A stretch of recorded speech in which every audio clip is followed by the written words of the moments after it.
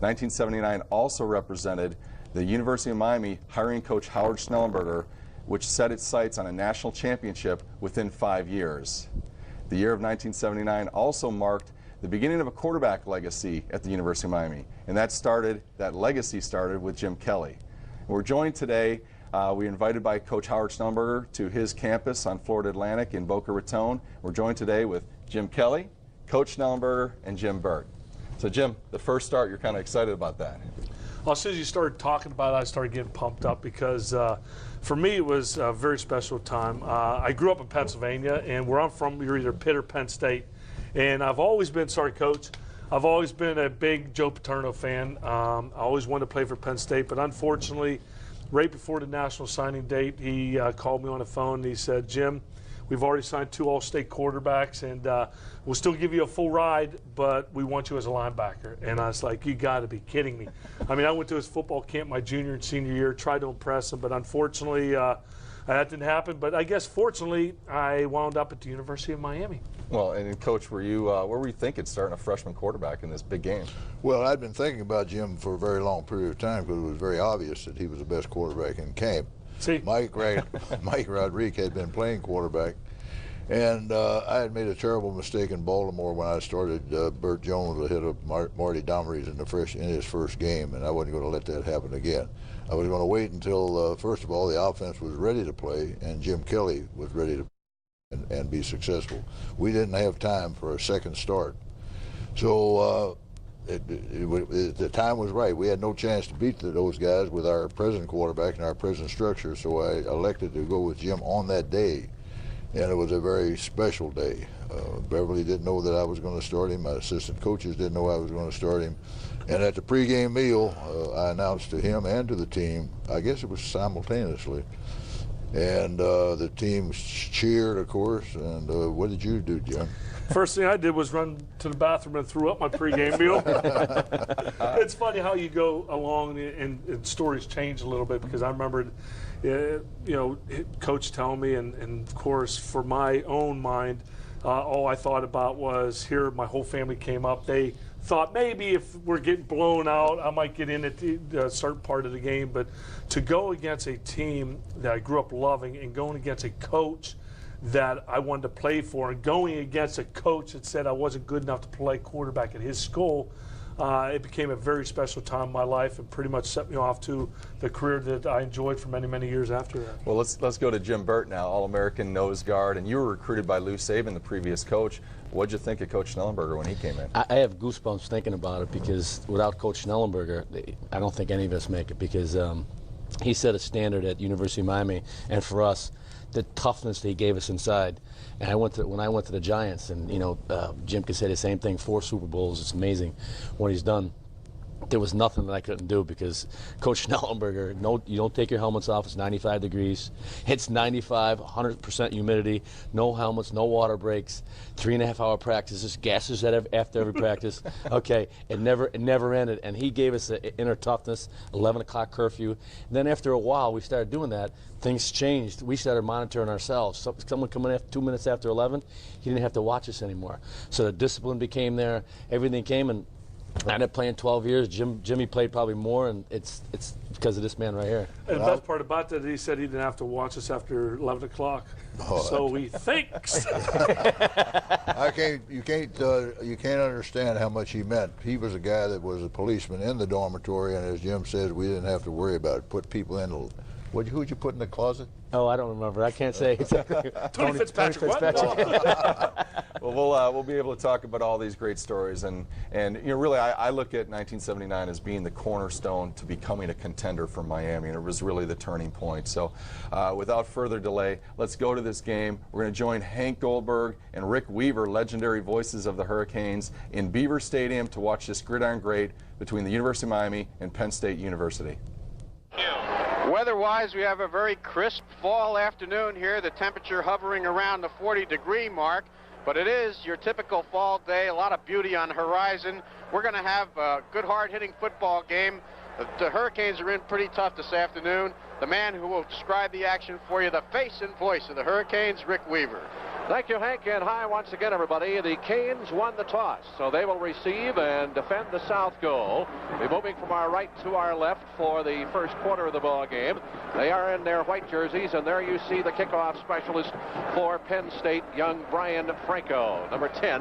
Back as the deep end for the Canes will go Albert Bentley, number 39, to the top of your screen, and that's James Joyner, number 13, at the bottom. Of course, the Hurricanes are a considerable underdog. Here are the officials, Tom Thammert, the referee, and you see the rest of them. We had Theodore Benson, the umpire, last week at Syracuse. Those are the officials. Here is Franco's kickoff with the wind to his back. He drills it into the end zone. Joyner will run it out from 4 yards at the 10, the 15. He is out to about the 19-yard line before he is tripped up. Joyner is the man who returned the kickoff, and Brown out in front of him laid a pretty good block. Danny Brown, incidentally, will be replacing Moselle Axon at a linebacker spot. There you see Miami's offensive line. And we will have, of course, John Fenton is not playing today. Don Bailey, number 61, is the center. And there you see the key people who will be handling the football. And Jim Kelly is in the game, Rick. He will start the game at quarterback. Jim Kelly, the youngster from East Brady, PA. There you see him. Number 12, a legend at East Brady High School. They retired his jersey. He's thrown for almost 4,500 yards. Last week against Syracuse, 7 for 17, 130 yards. All right, the Canes from the 18-yard line. We get a look at this very excellent Penn State defense. The backs are split in behind Kelly. That's Hobbs along with Roan. Kelly will put it up on first down. He hits Hobbs across the middle, shakes the tackle. He's at the 30, 35, 40. He may go. He may go. Look at him put up a speed, and he's dragged down from behind by Giuseppe Harris, the younger brother of Franco Harris of the Pittsburgh Steelers, 57 yards. And Hank, there is that pass over the middle to the man out of the backfield we saw last week. That's right. We saw it many times last week. The man over the middle was consistently open. They caught Penn State with a 5-man front and sprung Hobbs over the middle. Hobbs just comes up there and breaks a tackle.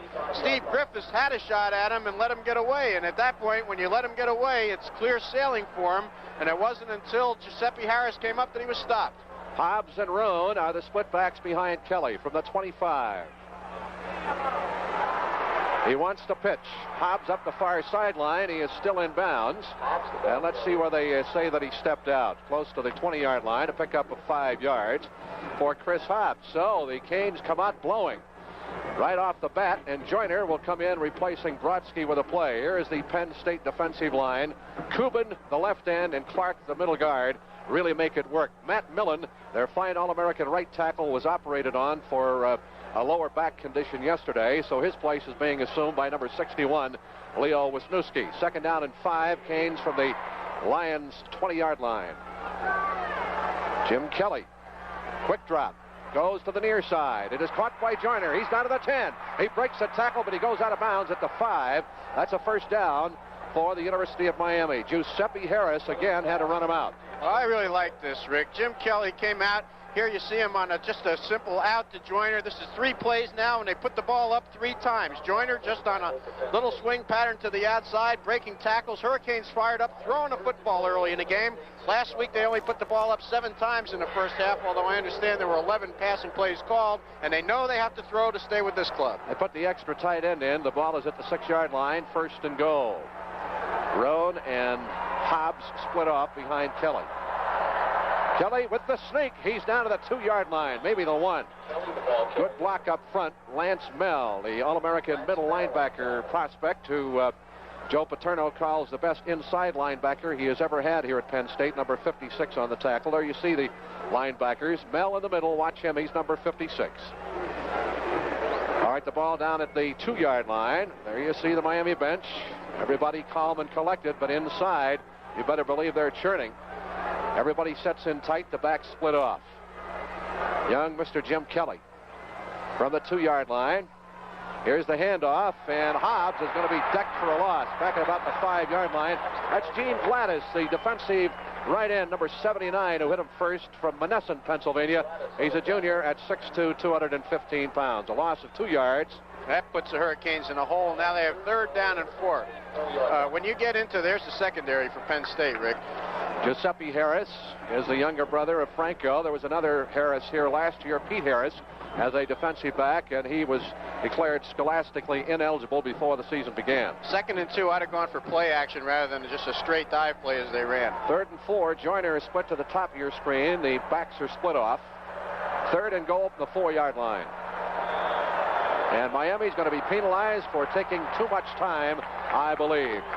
Kelly took him a little bit too long to get the ball in play. You have 25 seconds in college. Here you see Wisniewski, and number 56 is Mel. You see the referee, Mr. Thabert, signifying too much time, and suddenly things have begun to go wrong for the Hurricanes. On that particular play, Kelly was in the huddle. He was calling a play. Then he was looking to the sidelines to get the play. They were a little too long sending it in. They're relaying the plays. You can see Kelly looking over now to the sidelines. Now they're sending Larry Brodsky in with the play. I think there was as much confusion as on the sideline as there was in the huddle, Rick, and it cost them 5 yards. We have 12 minutes and 42 seconds left to go in the first quarter. The Canes took the opening kickoff, and Kelly hit Hobbs across the middle. He ran at 57 yards. They got to the 2, and they've gone backwards since. 3rd and goal from the 9. Kelly play fakes, fires it out. It is caught by Beretta, the tight end. He is decked at the 7-yard line, and a flag goes down after the ball carrier, Beretta, had hit the ground. The tackle was made by the linebacker Donaldson and Giuseppe Harris. Andy Beretta, who was very heavily recruited by Joe Paterno here at Penn State. He's from Philadelphia. The tight end, and we'll see what the flag is about. The tackle was made at the 8-yard line. And referee Thabert is explaining the situation to Jim Kelly, as you see. Whatever it is, take it, Jim. Yeah, whatever it is, take it. And it's going to be marched off, of course, from the point of the infraction. I don't know what's taking so long, but John Kane and I left the line of scrimmage a little early for the Hurricanes, so if this does in fact go against Penn State, they get the best of it. They're going to mark the ball down at the 3-yard line, the 4-yard line, half the distance, face mask on the tackle. Now, whether it was against Harris or against Donaldson, both over there remains to be seen. So the Canes will have a 3rd down and goal from the 4-yard line, so they get a break on the penalty and retain possession of the down. 3rd down and goal from the 4-yard line. Joyner is split to the bottom of your screen. The backs, Roan and Hobbs, split off behind Kelly. From the 4, Kelly wants to throw it, lobs it. It is caught at the 3-yard line, but to no avail. Giuseppe Harris came up with a great play and decked Hobbs. So we're going to get the field goal unit in, and we'll take another look at it. Super play by Giuseppe Harris, not a well-thrown pass. Well, that secondary and those linebackers are so quick that if you're going to score in this situation, Kelly throwing a Hobbs here, you got to have people running patterns downfield into the end zone because they come up so quickly for the containment. He did have Beretta in the end zone, but he didn't spot him. Danny Miller, who injured his hamstring this week, is kicking. The holder is LaBelle. Snap set down. The kick is up, and it's good. So the Hurricanes jump on top. We have 11 minutes and 19 seconds left to go in the first quarter. The score is Miami 3, Penn State nothing. This is Rick Weaver with Hank Goldberg back at Beaver Stadium. The temperature at kickoff was in the low 40s. It's crisp and a wind very stiff out of the north this afternoon. That drive, 79 yards, 8 plays. Miller, his 10th field goal in 13 attempts from 20 yards for the 3-0 lead. The Hurricanes' key play, 57-yard pass, Kelly to Hobbs. Kelly in that drive, 4 for 4, 73 yards. You just saw young Jeff Davis counting the number of players on the team, and now he has to re-tee the ball to kick off. And this telecast is presented by the authority of the University of Miami, WCIX-TV, authorized for the private use of our audience. Any rebroadcast or other use of this telecast without the express written consent of the University of Miami and WCIX-TV is prohibited. Davis, against the wind, hits it high, very short. It bounces inside the 30, and it is a touched. Let's see if it was touched by Penn State, and Miami has come up with a football. So the Hurricanes get a real break on the play. The ball was touched by a Penn State man and went inside the 30-yard line. The Canes came up with it at the 28-yard line. Well, let's see I'd like to see what happened here if it was in fact touch. It's a free ball if it's kicked off 10 yards. Mike Godecker got down here, and Penn State looked like they had nobody around the football. That was Chuck Hirschman who came up with the football, or check it, Mike Godecker. Mike Godecker, number 24, came up with the recovery, and the Hurricanes have the football down inside the 30 at the 28-yard line. A free ball, apparently it was not touched. Good special teams coverage by the University of Miami Hurricanes. Now let's see if Kelly can put 6 points on the board. Quick drop. He's got a man open. It is caught by Walker at the 10. He drags a tackler with him inside the 10 down to the 9-yard line. And the tackle made by Mickey Urquhart, the left side cornerback, 19 yards. Let's take another look at Pat Walker, the 6'2", 185 junior receiver out of Auburndale. Well, Kelly really gets a quick release here. Quick drop, gets rid of the ball quickly, and Walker's isolated down there on one man. That's Urquhart. It's isolated coverage. You can't cover that man one-on-one, Rick. All right, Walker spread to the top of your screen. Brodsky to the bottom. Canes have the football. First and goal from the 9. Awaiting the snap is Kelly. Hands off on the dive. And banging in over the right side is Smokey Roan. Bruce Clark, the middle guard, did a number on him along with Leo Wisniewski, the defensive right tackle. They'll mark the ball at the 8, a gain of a yard, second down, and 8 yards to go for a score. Brodsky is out. Joyner is in with a play from the bench. So the Hurricanes putting together a good drive, having to settle for a 20-yard field goal to open the ball game. Alert heads-up special team coverage by Mike Godecker. Recovered the ball on the kickoff inside the Penn State 28. Here's Kelly. Lofts at the corner of the end zone. Joyner's got it for a touchdown. Jim Joyner and the Canes jump out 9-0. You ought to see the Hurricanes bench, or you should have seen it when that pass was caught by Joyner in the end zone. It's the catch and the throw here. Kelly lofts it up just the right altitude, I guess. Joyner goes up. He's real good at that with a man all over his back, and Joyner makes a super reception, and we have a ball game, Rick. Tom Wise, the junior right cornerback from Washington, PA, was soundly trounced on the play. And it'll be LaBelle holding, and Danny Miller can put the Canes out in front 10-zip. We await the snap. Here it is, set down. The kick is up. It is perfect. So there's a timeout on the field with the score. Miami 10 and Penn State nothing. That is Jim Joyner lined up against Tom Wise. Now Joyner gives him a little outside move, then he comes back to the inside a little bit, but look at how the ball is just laid in there right into his hands. Perfect pass and a good reception with pressure. Kelly is 6 out of 6 for 98 yards. That drive, 28 yards, 4 plays. Godecker recovering the kickoff inside the Penn State 30-yard line. And Kelly to Joyner, 8 yards on the TD pass. That for Jim is his second touchdown pass of the year, and for Joyner, his second touchdown reception. 10-0, and the Hurricanes have stunned them. Here's an onside squibber, touched by Wisniewski, and he drops it and falls on top of it inside the 25 at the 24-yard line. So for the first time this afternoon, the mighty Penn State offense comes on with 10:36 left to go in the first quarter. So the Hurricanes defense now, we'll see what they can do with Dale Tate, the junior quarterback, number 17. The running backs will be Mike Gooman, number 24, and Matt Suey, number 32. And there you see the Penn State alignment. The tight end, Brad Scoble, flip-flop, strong side right to left from the Lions' 24-yard line. This is Suey into the middle, and Jim Burt bends him double at about the 26, maybe out to the 27-yard line. Also there was Tim Flanagan. A gain of about 3, and we'll call it second down and 7. Kelly thus far has been absolutely magnificent in his field generalship. Of course, the plays are being called for him, but the execution has been good. Gooman's in for Booker Moore. We'll talk about that after this play, Rick. Booker Moore was arrested on campus the other night for driving while under the influence. All right, here is Tate, his first pass, drops to throw, flips it out. Scoble, the tight end, he is out of bounds for a first down up at the Penn State 36-yard line. Brad Scoble, a junior from Wyoming, Pennsylvania. Take another look at it. Scoble and Donovan are the two people that Tate likes to throw to. He goes off to play action this time from ground level. Just a little swing pass, tight end swing pass out to Scoble, and Scoble turns it upfield. They say Paterno usually doesn't throw early unless he thinks he's got a laugher. I don't think he has a laugher here. Scott Nicholas ran him out. Scotty's been playing, is playing with the flu.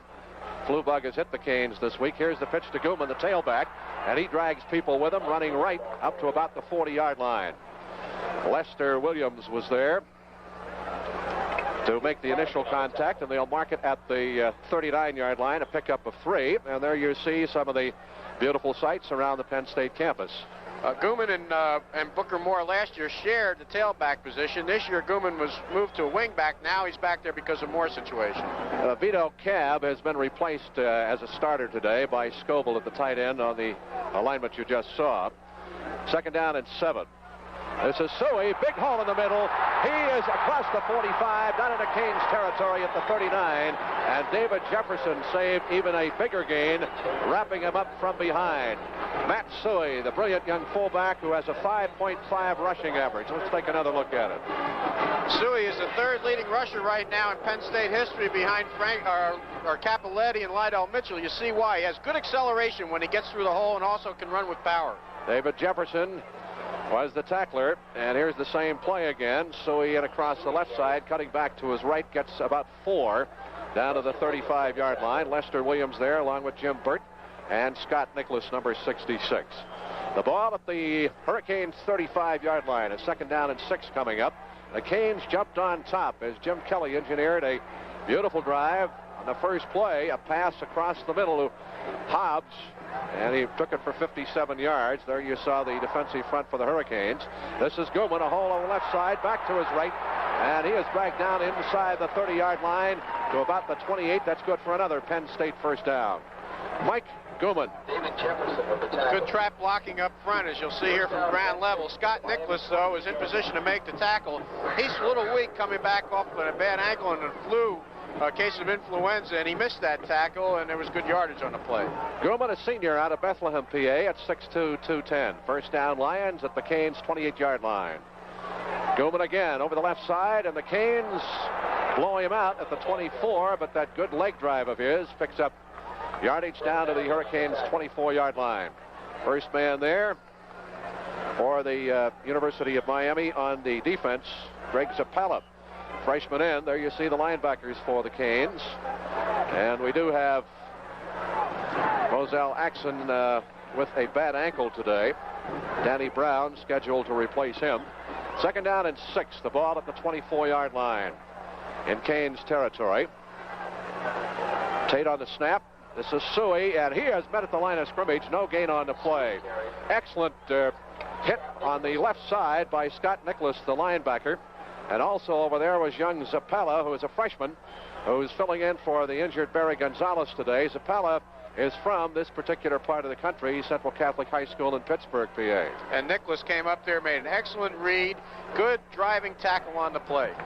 Now they go to a double wide receiver formation. Scott Hettinger, a senior from West Lawn, PA, is split to the top of your screen. This is Tate. He's going to run with it. Down to the 20. Down to the 15-yard line. He's got a first down. Dale Tate, junior from Springfield, Virginia, at 6'1", 180 pounds. He does not have that good a rushing average, less than a yard per game going in. Well, what makes him a good rusher in this case is a block that Matt Suey throws on Scott Nicholas over there. You can barely see it there on the ground level, but it was an excellent block by Suey, sprung him upfield. Another first down, and the Lions gradually pushing the Hurricanes back to the south end of the field. Here's the pitch to Gooman around the left side, back to his right, and he is buried at about the 12, maybe the 13-yard line. Pickup of about 2 yards on the play, and the first man to make contact over there for the Hurricanes was Scott Nicholas again. Here's how Penn State kills you. This takes the life out of you because they can control the ball on the ground this way. Go ahead, Rick. And there you see the Penn State key people who will be handling the football. Watch Donovan when they throw. He is the primary receiver. And a good one, number 19. And he is split to the bottom of your screen from the 13-yard line, 2nd down and 8. Play fake by Tate. He's in trouble. Throws deep in the end zone. Man open. It's no good.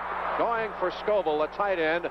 That pass was thrown a little bit high because the pressure was being exerted on Tate by the Miami defense. Marion was the back covering Scoble. Well, Marion's trying to take away that post area for as far as the pattern is concerned by Scoble. He gets a good drop there, beaten momentarily, but comes up, and notice how he makes sure that Scoville's not in the end zone with a chance to make the reception. 3rd down and 8 for the Nittany Lions from the Canes 13. Miami with a heads-up offensive and special teams play thus far, lead 10-0. Big play for Tate. Here's Gooman over the right side. He's going to score. He is in for the touchdown. Good blocking off the right side of the Penn State forward wall. And most particularly, Herb Pankey, the senior right tackle, and Mike Munchak, the big sophomore right guard from Scranton. We'll take another look at the touchdown run by Mike Gooman. Well, that's Joe Paterno on the sidelines as you look at the Penn State bench, and apparently we're not going to get the replay right away. Here's the extra point attempt. Donovan will hold. And this is Herb Menhart, who will try the point. Snap, set down, a kick is up, and it's perfect. So it goes to 10-7 with 5 minutes and 43 seconds left. Menhart is perfect on his extra point conversions this year, 25 out of 25. Well, Penn State just scores. Mike Gooman, touchdown. Is the defense going to tackle at all today? Let me tell you something. Really? They had a Hall of Fame team there. I'm telling you. Sean Farrell, Mike Munchak, Jim Romano, Pankey. They had Vito. Every one of them played 10, 12 years in the league. And then you had Suey, and you had Mike Gooman, who played running back for the Rams and then the Bears. They had. I don't know how we won that game. I really don't. They were fantastic players on that team. Right. Hank Goldberg mentions about they only throw it when they think they're going to beat the team. So they're definitely going to pound the run today. They were in a goal line stance the whole time. They came rolling off the ball, and thank God we had Jim. Well, yeah, great offensive start, though. I mean, your first pass, nice big play there. Yeah. I like those. The short little passes go for 57 yards. Well, it wasn't quite designed that way, but when you're going into the game, Don Bailey was a freshman center, of course, myself. I wasn't as comfortable as I probably would have been if I would have started the first 7 games, but that was one where dropping back, and I had a heavy rush, and I think it was Chris Hobbs right in front of me. I dumped it off, and to be honest with you, I think that might be the play where I dislocated my jaw. Larry Cuban, he got me good. Helmet to helmet right in the jaw, and I had to put my own jaw back in place, and it still pops from that hit. Thanks. But, that was the start of a great game. Yeah, and good game plan. And now, was the onside or the pooch kick by design, or was that just a freak of nature? That was kicked into a great northern wind. It was a rainy day up there. I kept my street clothes on because I didn't have any gear. Coaching gear that I could wear, so I left my top coat on. Nice trench coat. That's the reason why I now wear a suit coat each practice. Coach, you're supposed to say this was by design. No, it wasn't by design. Obviously it wasn't, and God takes care of fools, drunks, and coaches, and the ball hit the ground and did a backward hop, like you do with those 7 irons. Mm-hmm. And I do that all the time, my wedge. Some of us. And we recovered it, and that would put us in a position to make that next run for the touchdown. Well, now I did love the trench coat, though, because obviously you've stepped it up. Now you go to the suit. Joe Paterno wears the same thing. He looked exactly the same in 1979 as he does now. He wears a half sweater and a tie. Oh, he does? It's Paterno? Really? Okay. Yeah, I think he does. You're right. Is he still wearing the spot-built shoes, though? I'm not sure. Well, he rolls his pants up a lot, and he's got on white socks. He's got his athletic socks on.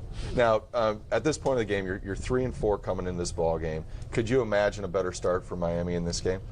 No, except that we could have got that first touchdown in. That would have been certainly a great feat. But it was wonderful that we did get a couple of breaks in the beginning, and obviously a team as big an underdog as we were in this game needs a little help. And our players played as hard as they could play. They played as hard as they could play, and we played hard enough. We played well enough to win.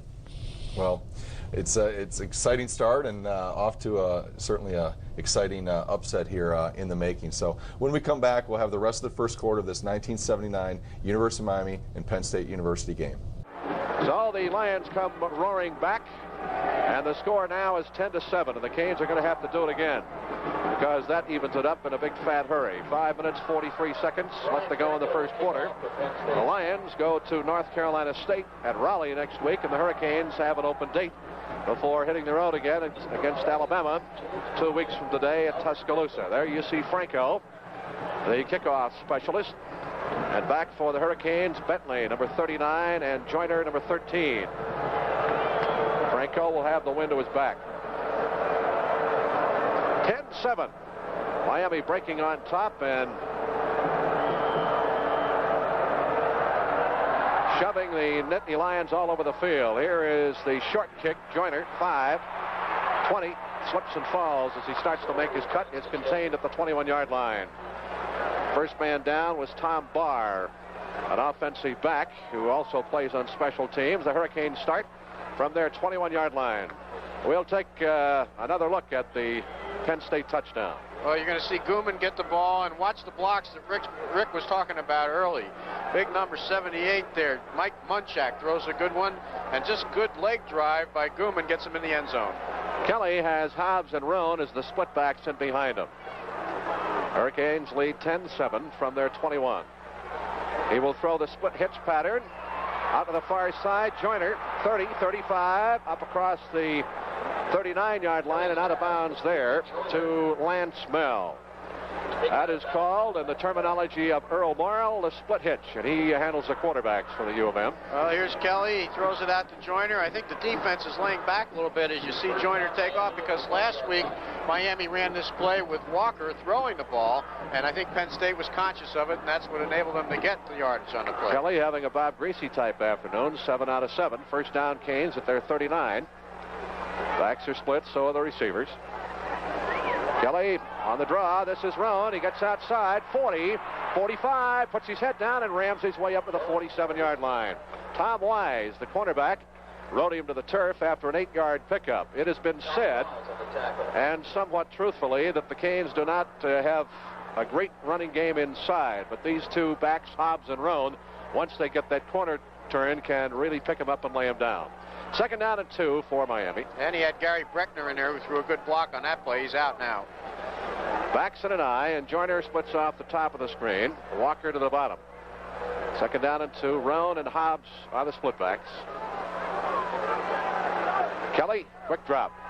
Goes across the middle. It is dropped by the tight end, Andy Beretta. Freshman out of Philadelphia, PA, at 6'3", 220 pounds. Penn State has made a defensive adjustment. They're not conscious of that inside area there where Beretta ran that last pattern. They have gone from more of a 5-2 alignment to a 4-4, Rick. Andy Beretta, as we said earlier, very actively recruited by Joe Paterno here at Penn State. Third down and 2 now. Backs remain the same, and they split off. Kelly sneaks and gets the first down to about the 45-yard line. Steve Griffiths, the outside linebacker, makes the tackle. Kelly, of course, has a lot of his fans and family here. Let's take another look. He shows good gamesmanship here, Rick. He's only a freshman. I think he looked around, saw that alignment, and saw some room to run, checked off, and ran it up the middle. I tell you, this kid Bailey is doing a number on Clark so far. Bailey, just a freshman out of Hialeah, Miami Lakes, 6'3", 230 pounds. Filling in for the injured John Fenton. First down, Canes at the Nittany Lions 45. Breckner is in there now as one of the running backs. Kelly will put it up. Deep drop. They're in on him, and he's going to have to eat it. They played wishbone with him that time. Larry Kubin, the left end, number 74, and Greg Jones, number 99, the left tackle, and they mark it all the way back to the 45-yard line in Hurricanes territory. Well, Kubin is a monster. He's one of the 4 outstanding defensive players on this Penn State team. He gets in there, but I think it was the pressure by number 99, Greg Jones, the defensive tackle, who really made the play. That is the 10th sack of the season for Kubin. Second down and 19. Hurricanes ball back at their 45. Miami leads 10-7. We have 3:41 left to go in the first quarter. Canes jumped on top 10-0. Kelly will put it up again. Throws it into a pack of people, including the official, and they pick up a yard out of it to the 46-yard line. Lance Mell is the man who made the tackle.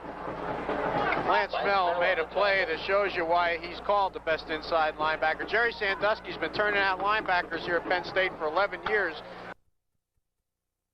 Inside ones, which include people like John Scorpion, Kurt Alleman, Greg Buttle, Jack Ham, and Dave Robinson, I guess, are the 2 best ones who ever went here, but they were outside linebackers. The Canes have the football at their 46, 3rd and 18. They are 1 out of 2 in third down conversion. Hobbs and Roan are the splitbacks behind Kelly. He will drop deep, blitz on, he loops it upfield. Walker is down there. He can't hold on to it at the 20. There's a flag.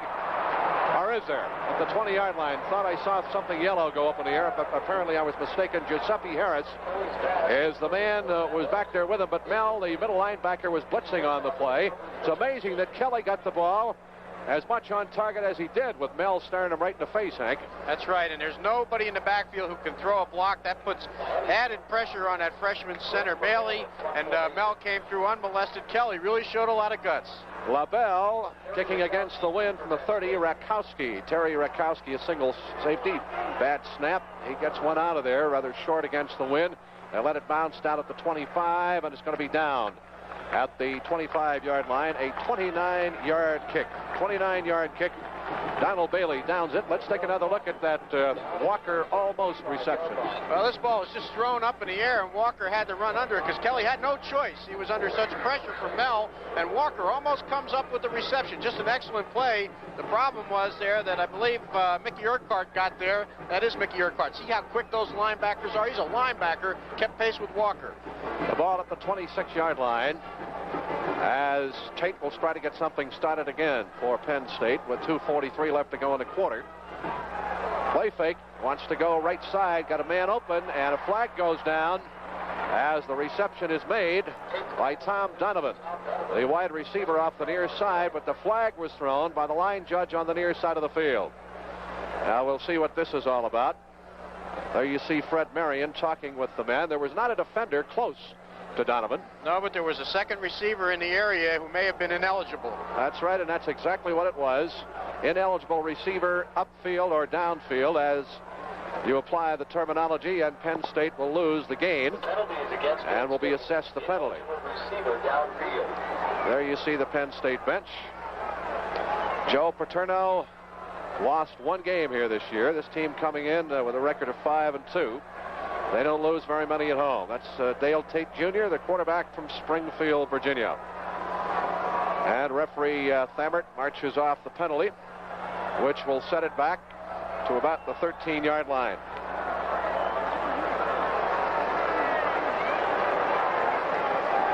That's referee Thammert, and ineligible receiver downfield. So it'll be a first down and 23 for Penn State. The ball back at their 13-yard line. The Hurricanes lead 10-7. A 79-yard drive opened the scoring with the Canes getting a field goal out of it. This is the Suey, the fullback, hits into the middle, gets to the 15-yard line before he is met by Brown, Lester Williams, and also on the stop, Bob Nelson. Ball is marked at the 15-yard line. Second down coming up and 21. Canes with a 20-yard field goal by Danny Miller, culminating a 79-yard drive at 8 plays. And then Kelly DeJoyner, an 8-yard touchdown pass after special teams had come up with a loose kickoff inside the Penn State 30. Gooman scored 13 yards. Pitch to Gooman outside to the left.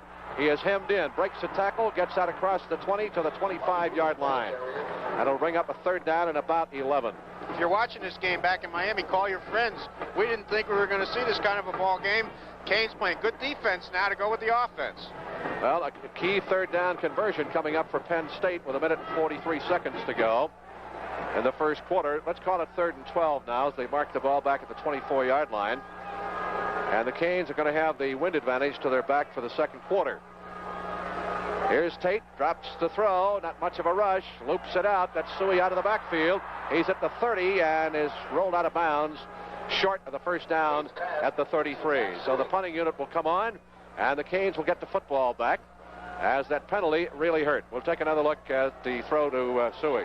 Nicholas made a very good play here. You see, it's just a straight drop back pass to Suey coming out of the backfield. Suey catches it, and you see Nicholas, number 66. He was the first to see what that play was and got over there in a hurry. All right, here is the punter, Giacomo, and he bangs a long high spiral. Backs Marion up. He grabs the ball on the first bounce at the 13. Up the sidelines. It's going to be run out of bounds in the vicinity of the 20-yard line. That ball was kicked 52 yards with the wind to his back by Ralph Giacomo. Dan Biondi downfield to make the tackle on special teams for Penn State. The Hurricanes do not have good field position. They rule him out at the 18-yard line. So let's see if young Mr. Kelly can do it again. Well, it's still 10-7, Miami over Penn State. We're going to skip a UM punt and a couple plays that Penn State runs out the first quarter.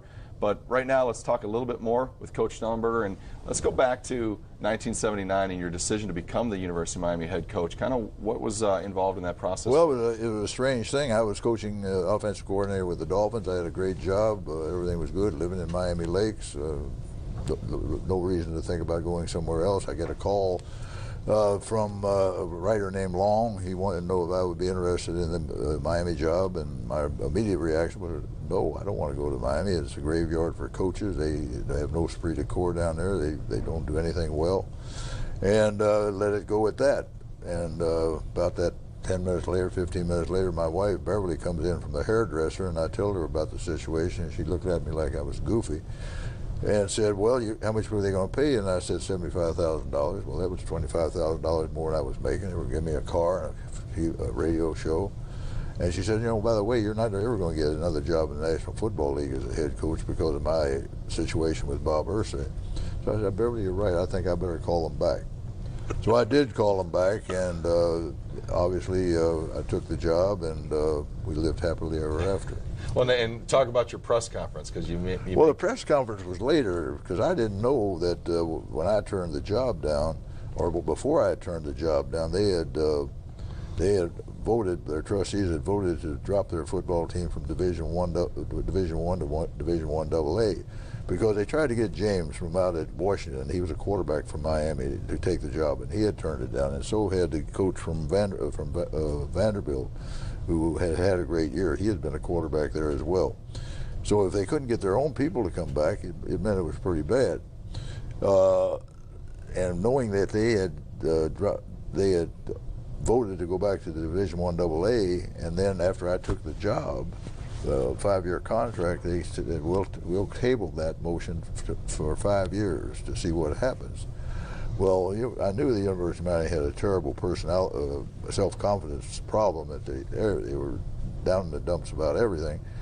And I knew I better do something dramatic, so I called a press conference and to set out our game plan. And the game plan was to win the national championship in 5 years, and almost guaranteed it. And he did it. And he did it. Well, you assembled a great coaching staff. And I know for you, Earl Morrall, legendary quarterback, a long time with the Dolphins and in the NFL, and he was your quarterback's coach? Yeah, for me, to be honest with you, just to go a little step back, is I was recruited by Lou Saban, like Jim was. And for me, it was a blessing when Coach Howard Schnellenberger became the coach at the University of Miami, and with him, Earl Morrall. I mean, what more can a quarterback ask for than a pro-style offense that he brought, and a quarterback coach that played in the NFL, was the quarterback that took him to the undefeated season in 1972, and a guy that taught me how to throw the football. I mean, how to put air under the ball and not always throw it on the line, how to read defenses, and it was pretty much a blessing in disguise for me, because I never knew what the situation was going to be. After the first year, when Lou Saban decided to go somewhere else, I was going to transfer to Tennessee. And my oldest brother, Pat, told me, hold on, find out who they're going to bring in. And, of course, they brought Coach Schnellenberger in, and, of course, Coach Morrall, and the rest is history. Yeah, well, I'm sure he set fundamentals in place for your Hall of Fame NFL career. So, well, he did a lot. I loved him on the field during practice, but after practice, we used to run the gassers. And, of course, some of those quarterbacks were brought in to run the option because of Lou Saban. And I was one of those pocket quarterbacks, and I never made it to gassers in time. I always had to run extra. That's the only thing I didn't like about Coach Morrall. And, Jim, you had Harold Allen on the defensive line. Harold and Larry Seipel. I mean, just the credibility from the Dolphins. The Dolphins were one of the best organizations in football, so the credibility was there. And then, we had Harold Allen, he brought All-American after All-American. That was the forte of the program, was the defensive line and the defense. They never really could get the offense together. And Coach Schnellenberger coached in the Super Bowls with Miami. The credibility was there, so he brought the pro-style offense and tailor-fit to Jim Kelly. So that was it. One of the things that never has been really talked about very much is I kept the defensive staff intact because they had done so well the year before. And I brought my entire offense in there virtually. And I wanted to build on what you all had done and what Lou had done. A lot of coaches come in, they want to tear down everything that's been done in there, but Lou and the defensive staff really had done a great job. You remember, you may not have remembered, I had a party for all the seniors that left the year that I came in, and I asked Lou to come down and talk to them because I wanted to honor them and for the guys that were coming back. But he did do a tape for us and sent it down, and telling the boys to follow me and let's go.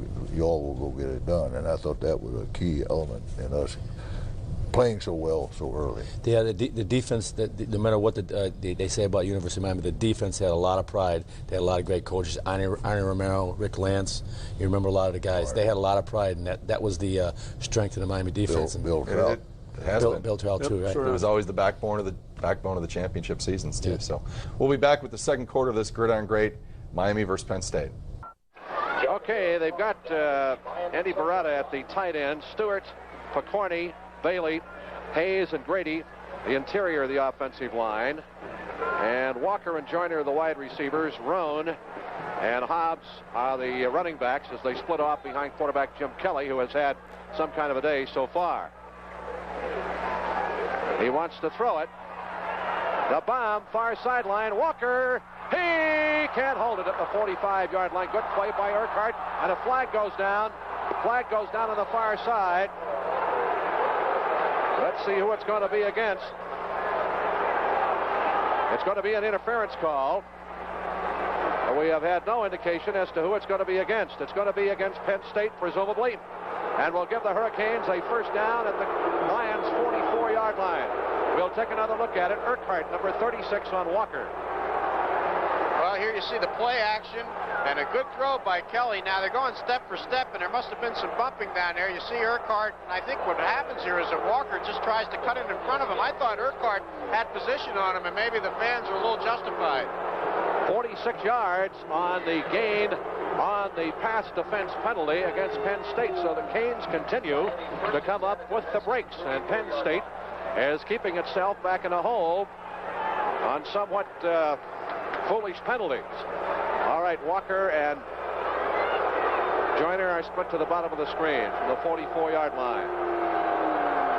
Fans still booing. Here's Kelly, puts his head down and rams his way down to about the 41-yard line before he is smothered by blue shirts. You hear that growling in the background. That's what they put on the PA system here. It is not Hank Goldberg's tummy. It is the Nittany Lion. Greg Jones, number 99, made the tackle on the last play.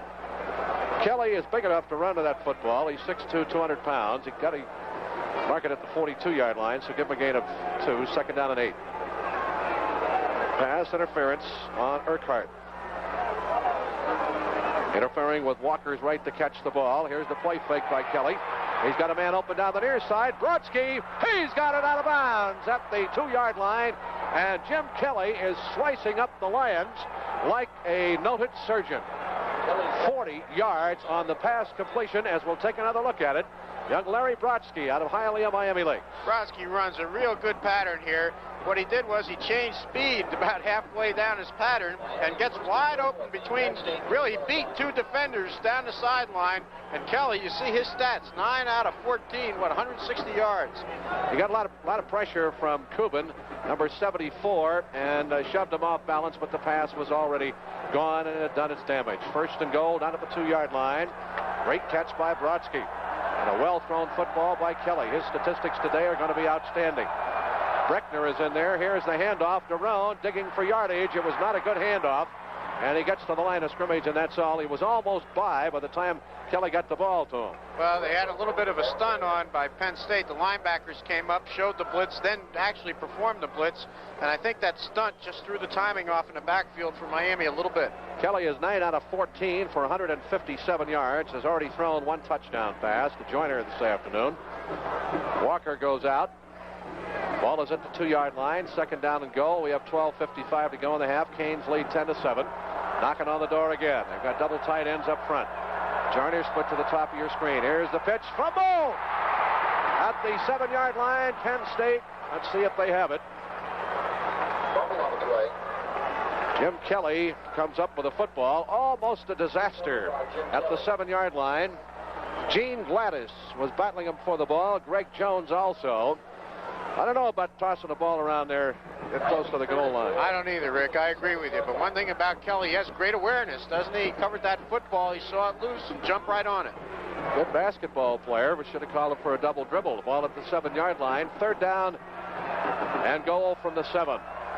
Baxton and I Hobbs and Roan. Big call here for the Hurricanes.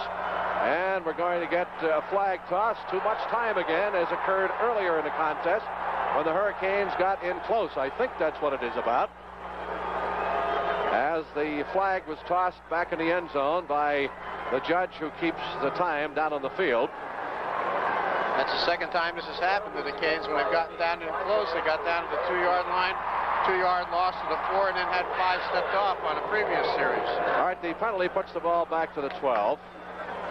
Stops the clock with 12:04 left to go in the first half. The Hurricanes making a few errors now as they get in close to the goal line. All coaches and all teams work on this drill constantly throughout the week, but still you get mistakes. Brodsky split to the top of the screen, Walker to the bottom.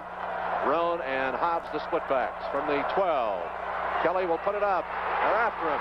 Here's the pass to Roan, and he is decked at about the 18-yard line.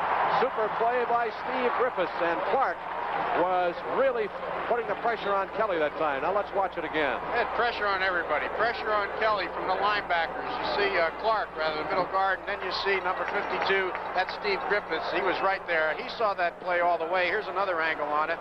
That's Walker running a pattern there that you see. That was a primary receiver, and he had to throw it off to Rome. All right, Miller will try the field goal. LaBelle will hold from the 26 to 36-yard attempt. Danny's longest to 47. He kicked one earlier of 20. Snap, set down. Kick is up. He's got the distance on it. It's good. So Miller puts the Hurricanes on top now by 6 points with 11:06 left to go in the first half. The score is Miami 13, Penn State 7. Well, now it's 13-7, Miami over Penn State. And Jim, you're kind of airing it out on that drive. Yeah, it was something I really didn't think about going into the game.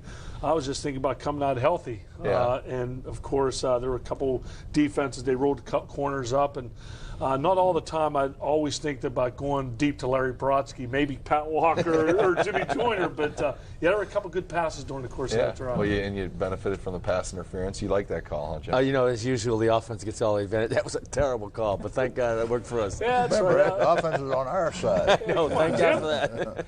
And from a strategy standpoint going to this game, did you see anything where you felt like Walker could get behind the defense? Well, we thought first of all we could protect Jim. We used 50 protection, which is the maximum protection, but it's 3-step drop, and most of the passes that we threw they were 3-step drop. And they were trying to play cover 2, which is a sophisticated coverage for somebody like Penn State that doesn't play it very often. And Jim was able to split that corner coming up to the safety, hit the fade area to Joyner once and to Larry Brodsky one time as well. But no, we were going to throw. We didn't put Kelly in the game because we wanted to run Hobbs and whoever else was our fullback. Smoky Roan. Smoky Roan. Yeah. Yeah. So cover 2, I mean, that's usually a kind of a pass defense. I mean, did they have any clue on expecting Jim to play this game? No, but they saw him out. Including myself. They saw him out there for a quarter, and they started mixing their defense. They now had 2 defenses they could play against us. And what was funny about that, if you watch the game, Coach, is nowadays, when is the last time you saw a wide receiver in a 3-point stance? Oh, that was so cool. The first time I saw it, it's like, you got to be kidding me. I can't.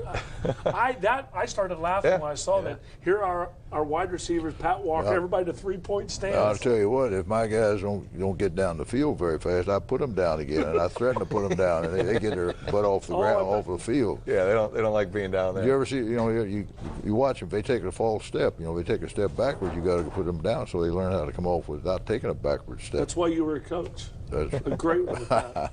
Yes, sir. Come on, Jim. Well, it's 13-7 Miami. We'll be back with the rest of the second quarter in this Gridiron Great, Miami versus Penn State. We pick up action later in the second quarter as Penn State has taken the ensuing kickoff and driven all the way down to the Miami 42. It's 1st and 10, Nittany Lions. Has his backs in an eye. Here's the pitch to Gooman. Follows a block from Suey. He's got a hole, and out of bounds he goes. Down inside the 35 to the 32-yard line. Brad Scoble, the tight end, threw a dandy block out in front of him. And they'll mark it down at the 32. That is a first down again for Penn State. We'll take another look at this. Watch Scoville block. Watch Munchik's block, number 78. He clears out a couple of people, as Rick called it. Just excellent blocking up front on that sweep. Newman, a 5.6 average on the ground. Penn State has an excellent drive going here, much similar to the earlier drive in which they scored. Here's Suey, trap block over the right side. He's got a hole, and he's down to the 25-yard line. Sean Farrell, the left guard, pulled and did a dandy job out in front. And they will mark it down at the 25-yard line. So again, the running game of Penn State is chewing up big hunks of yardage on first and second down. Suey needed 151 yards to pass John Capoletti today, and so far he has 55. Second and 3, McCain's 25. Gooman has tripped up. Super play by the defense over there, back at the 30-yard line. He was actually hit. Third down and 5 at the Canes' 27-yard line. Big play here. This is Gooman, and he's not going to make it. He gets to the 24-yard line, if indeed he got that far. Trying to run over left guard. Munchik was trying to open a hole, and the Canes prevented it. They mark it at the 25, and looks like they're going to go for it on fourth down. And a long two. Moselle Axon comes in at linebacker spot. There's McCluskey, number 91, youngster out of Philadelphia. The ball is at the Hurricanes' 25. Here is the big play of the first half for the Hurricanes defense. Fourth and a long two from the 25. Pitch out. Suey. He's got the first down. And he had a good block out in front of him over there. Thrown by number 57, Pete Kugler, the left tackle. A first down for Penn State. That blocking on the offensive right side is just awesome. Here you see Suey on the pitch out, but you see how quickly they get out there. And 3 Hurricanes come over to make the stop, but they get the necessary yardage. I remember the line now. He said, stay down until late. And if the guy says, what time is it now? He knows he's in trouble. 13-7 Miami leads. Here's the inside handoff to Gooman. Inside the 15 down to about the 13-yard line. Good bit of faking by Tate to Suey going right and then hit the tailback. Gooman coming back the other way. Well, Gooman's a good runner inside. This inside running game of Penn State's is really getting it going, mainly through that misdirection blocking. That's why you see such a big hole there. And Gooman, 13 carries, 61 yards. Ball down at the 13-yard line, 2nd and 4 for a first down. This is Gooman. Super play by the defense. They bend him double at the 15-yard line. And the man who made the contact for Miami, and just an outstanding tackle, was Tim Flanagan from the outside defensive end spot from Woodbridge, Virginia. The ball back at the 15-yard line, 3rd down and 6. And those penalties on those 2 touchdown drives, which had to be settled, culminated in field goals for the Hurricanes. Penalties down in close, beginning to show up. Here's the play fake. Tate back to throw. Has time. Lost in the end zone. Scoble wide open, and he just overthrew him. Brad Scoble, a tight end, was wide. Smack dab open. Nobody within 5 yards of him. Broken coverage for the Canes on defense, and the ball was thrown too high. Let's take another look. Well, you're going to see a couple of things here. You might see Hettinger get a little tied up here with Gene Coleman. I don't know if you can or not on the replay, but you see the ball overthrown for Scoble. Nobody near him. Coleman was the man who was supposed to cover, and Hettinger tripped him on the near side of the field. Menhart, 7 out of 13. Will try the field goal from the 21. It'll be a 31-yard attempt. That's good. So with 3 minutes and 46 seconds left to go, the first half, there's a timeout on the field. We'll be back after these messages. Well, we'll skip Miami and a Penn State punt, and then Miami runs out the quarter to end the first half. It's 13-10 at halftime. And the plays that we missed there, Jim Burt, you actually take a pretty good shot, get knocked out there. Yeah, it was one of my 1,000 dingers I've had. You know, that explains it. Most of them were spring practice with Coach Schnellenberger. But yeah, it was a little sweep, and I got a little dung. But you know, I came back after the second half. Well, you know, if that would happen now, they would rule you out. You couldn't play with 3 stingers. I'd have to fake it then. Well, now you came from Orchard Park. How'd you get to UM? Well, that was Jim's first action was Orchard Park, and it was where he won all the Super Bowls. I grew up in Orchard Park, and so Lou Saban was the Buffalo Bills coach at the time, and he quit or got fired or whatever from the Buffalo Bills, and he came down to Miami. So I just followed them down to Miami. I was smart. Instead of going in the snow, I came in the warm weather. Now you're back up in the snow. Now I'm back in the snow. And did you continue to look at the kids up in the Northeast when you took over? No, when I looked at Jim and saw that he came from up there, I kind of thought maybe I'd better go back. But then I saw a couple of the others that I had brought back and said, no, we'll stay right here in South Florida. We'll form the state of Miami, and we'll get the best players from that state of Miami, and we'll take on the world. Any place, anywhere, anytime. Parking lot, practice field, stadium, didn't make any difference. Well, it seems like in college football that strategy has been replicated many times over as all these northern schools come down here now. So. And the funny thing about it is we were just talking, back in the day, there was just Miami, Florida, and Florida State. Now you got those three schools. You got Central Florida, South Florida, and, of course, Florida Atlantic University. Now, is there enough talent in this state to handle all the great colleges? Can I answer that question? Yes, that's what I'm asking. 310 young men will sign Division I scholarships to play this year. The 7 state schools can take less than 150 because on average you take about 15 a year. So all these other guys have to get on an airplane and search the country wide to find a place to play football. So the best ones want to stay at home, and that's the reason why we have a better opportunity to win here early than anybody else. Sounds like he has done his homework. Well, we'll give him a chance to talk a little bit more about FAU later on. But right now, it's going to be back with the second half, this Gridiron Great 1979 Miami versus Penn State. Penn State has taken the kickoff to start the second half and has driven the ball into Miami territory. It's 1st and 10 at the Miami 34-yard line. From the Canes' 34-yard line. The pitch to Suey. Lester Williams wraps him up after a gain of a yard. Good pursuit by the big youngster from Lester Williams on the tackle. From Carroll City. Lester Williams at 6'3", 255, a sophomore. The most sought-after high school player in the state of Florida a couple of years ago. Matt is the 4th member of the Suey family to play here at Penn State. His father was All-American in 1947, and he had 2 brothers who played here as well. Ball just inside the 33. We'll call it 2nd down and 8. Receivers both split to the bottom part of the screen. Here's the handoff to Goodman. Big hole in the middle. He squirts through down to about the 25-yard line. They handed it that football, and again, the misdirection blocking at the line of scrimmage allowed it to work and get to the 25-yard line, just a yard shy of a first down. We'll take another look at it. Well, this is going to look like a lot of replays we've seen this afternoon because Penn State's been very successful running it. And the play is actually away from where you're looking right now. That was the misdirection blocking that you saw. Munchak, the right guard, who's a dandy. 3rd down and 1 from the Canes' 25. Great ball control drive here by the Lions. Suey through the middle. He's got the first down again, down to the 21-yard line. Mr. Bread and Butter, he ran right over Sean Farrell, the sophomore left guard from West Hampton, New York. There you, if you could hear it, the Nittany Lion growling on the PA system in the background.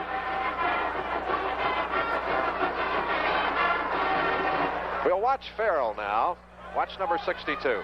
He just pulls and gets to the his outside and trying to clear out a little space for Suey to run. First down from the Hurricanes' 21-yard line. Miami leads 13-10, but it's a little bit precarious right now. The inside handoff again on the misdirection to Gubin. Gubin bangs his way down to the 19-yard line.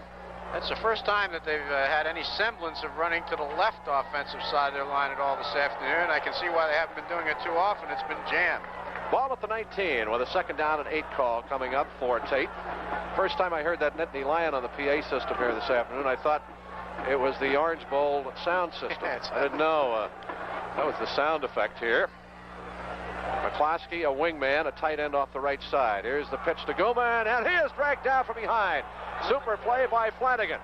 That's the 2nd time that he has done that this afternoon. Tim Flanagan, the youngster out of Woodbridge, Virginia. Gilman never really got it developed. As they'll mark it back at the 22-yard line, there is a flag on the play, tossed to the far side. And we're going to get illegal procedure, the call, against the Penn State Nittany Lions. The penalty is against Penn State, illegal procedure. The ball is marked at the 22-yard line. Now, if the Canes decide, there's Howard on the sideline with Rick Lance over there, Arnie Romero, and the rest of the Hurricanes coaching staff. The option still being explained by referee Thammert to Freddie Marion. Illegal procedure, the call against Penn State. The Canes will decline it and take the down instead. Third down coming up. And I'll call it 11. They've got 12 on the scoreboard, but it's 11. And they really have to throw here, and they've thrown so little in the ball game that I wonder about how they'll be timed up. They've held the ball for 7 minutes and still are at the 22-yard line. Tate, deep drop. They're after him. Pumps, throws it to Goldman, and a super play by the defense. Tim Flanagan, number 90 again. What a play by Flanagan. That was a key call. A loss on the play of 2 more yards, so it brings up 4th down. Flanagan has done some job in containing all the plays to the outside this afternoon. He's been in there on the bootleg plays. Now he's in there against Gooman, who you see catching the ball. Gooman pays dearly. Flanagan right there to kiss him. They're going to go for it. 4th down. Let's see. This should be an interesting call. 4th and 13. They have to get it down to the 11-yard line. Tate will put it up. Pass across the middle. Receiver is knocked down. We're going to get pass interference on Fred Marion at the 10-yard line. Unfortunate for the Hurricanes. It was intended for Hettinger. He couldn't have caught the ball anyway. It was thrown too high, and this allows Penn State a life. Let's take another look at it. Nicholas was also back there. Now watch Marion. Well, let's watch, because Axon's over there too. And Marion comes over. Here's the play, and it's Mose Axon knocks him down. And Marion comes up a little bit late. Unfortunate play, really puts the Canes in a hole. Here's another angle on it. And you see Axon, I think he just ran into him. Looked like a collision, Rick. Right. Was Moselle Axon. The defensive pass interference, an automatic first down, allows Penn State a life. The pass was incomplete, but Axon ran into the receiver. Marion was there. The penalty was called on Axon. Ball at the 11. Let's see what they can do with it. Here's Gooman, and he is going no place. And guess who was there? David Jefferson, number 30. The ball popped out of there, but the officials had called it dead, so they mark it back at the 17, a loss of 6. And what a tremendous defensive effort by the Hurricanes here, except for that one unfortunate penalty against Moselle Axon. And Jefferson on that play beat Mike Munchak, who was 6'3", 252 pounds. Jefferson overpowered him to make the stop. Jefferson is no midget at 6'3", 217 pounds from the safety spot. Ball back at the 17, 2nd down and 16 for a first down. Tate under pressure. He fires. It is intercepted. Down at the goal line, and falling into the end zone is Coleman for the touchback, and the Hurricanes stop him and will get the ball out of their 20-yard line. Gene Coleman leaped high in the air, and Tate will take another look at it, but look at the pressure he was under trying to get that ball away. That's right. Lester Williams was in on him, and Tate makes a bad throw here in his effort to get it away. Bird also in on him, but he had Tracy Hall open, and he underthrew him, and an outstanding defensive play by number 25, Gene Coleman. That is the 11th pass interception of the year for the Hurricanes. We'll be back in just a moment. Miami 13, Penn State 10. I guess that's a perfect example of a bend but don't break defense, huh, Jimmy?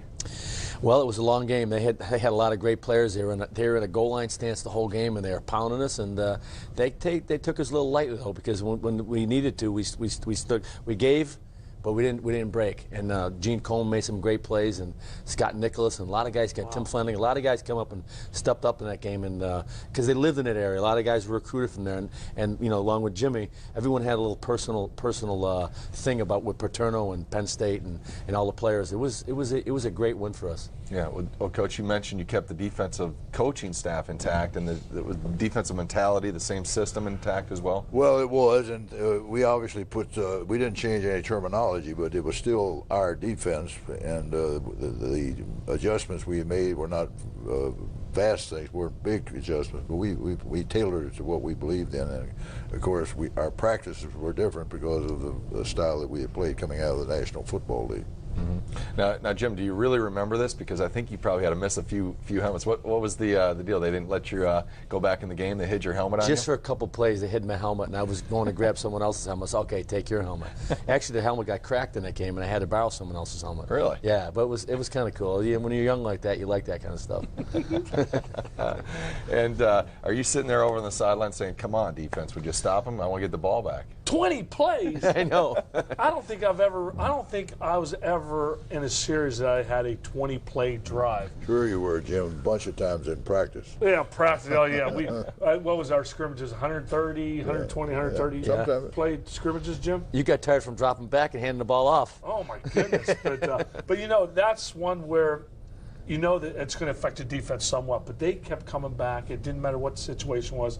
And the best thing Jim said in that whole era right there a few minutes ago was that some of the players that were playing in that game almost took it into heart that Joe Paterno didn't think they were good enough to play on their team. Mm-hmm. And when we went up there with a bunch of young players, not all freshmen, but a bunch of young players, we were determined to come out on top in that game. Not knowing if we could, but the heart that we all put into it was something that I think everybody could see as they watched this game. Well, I want you to know when I announced that you were going to be the quarterback, there was a lot of lifted hearts and a lot of hope generated at that moment in time. And thank God you were able to put it together and lift this team to new heights. You know, it's a funny thing. I was watching the game, and you talk about the pass, because physically we could not hang with them, you know, offensively or defensively. And Jim came in and turned our whole program around because of the pass. And, you know, they came in, and we didn't block them very well, but there was it was a 50 protection, three-step drop, and we just started picking them apart. And that kind of changed the game in college. I mean, you know, Nebraska, all of a sudden they had to change. A lot of people had to change because of the NFL offense. Yeah. And Jim Kelly. Oh, thanks. And Jim Kelly. All right. It's a love fest here. We'll be back with the rest of the third quarter. There you take a look at the Hurricane defensive bench. Gene Coleman sitting down at the end, his 4th interception of the year. Canes now have the ball. Kelly will put it up, goes to the near sideline. It is caught by Joyner after a 6-yard gain. He's out of bounds at the 26-yard line. Penn State has to be discouraged by that. They held onto the football for 8 minutes and 43 seconds. And how many plays did they use up, Hank? Ran 21 plays, Rick. And come away with zilch. Empty. So that is some of the discouraging aspects of this game of college football. But all due credit to the tenacious Hurricane defense. 2nd down and 4. Kelly again. Quick drop. Wants to go left. Pumps, man open. He's got Brodsky at the 45-yard line. He's getting enough time. He's tall enough to see over the line of scrimmage, and he is putting the ball right on the numbers. Well, this Brodsky has a pair of hands on him. Look at this. He just, a good pump fake here by Kelly. You see it there, and Brodsky has been getting open. All the wide receivers have been getting open all afternoon into that Penn State secondary. 19 yards on the reception. First down for Miami at their 45-yard line. Walker and Joyner will split to the bottom of the screen. Hobbs and Roan, the backs in behind Kelly. Here's that split hitch again. Joyner eludes a tackler, 45, 50, and has run out of bounds at about the 50-yard line. He was trying to set up a block by John Kenai. Kenai got the job done, but by that time, Lance Mell was over and just took all the yardage room away from Joyner. Well, that's that hitch pattern that Joyner runs. It was semi-successful in the first half. They went to it a couple of times. Here it's well defensed, but Joyner actually makes a good move and a very excellent effort to get anything out of it at all. He did get 5 yards.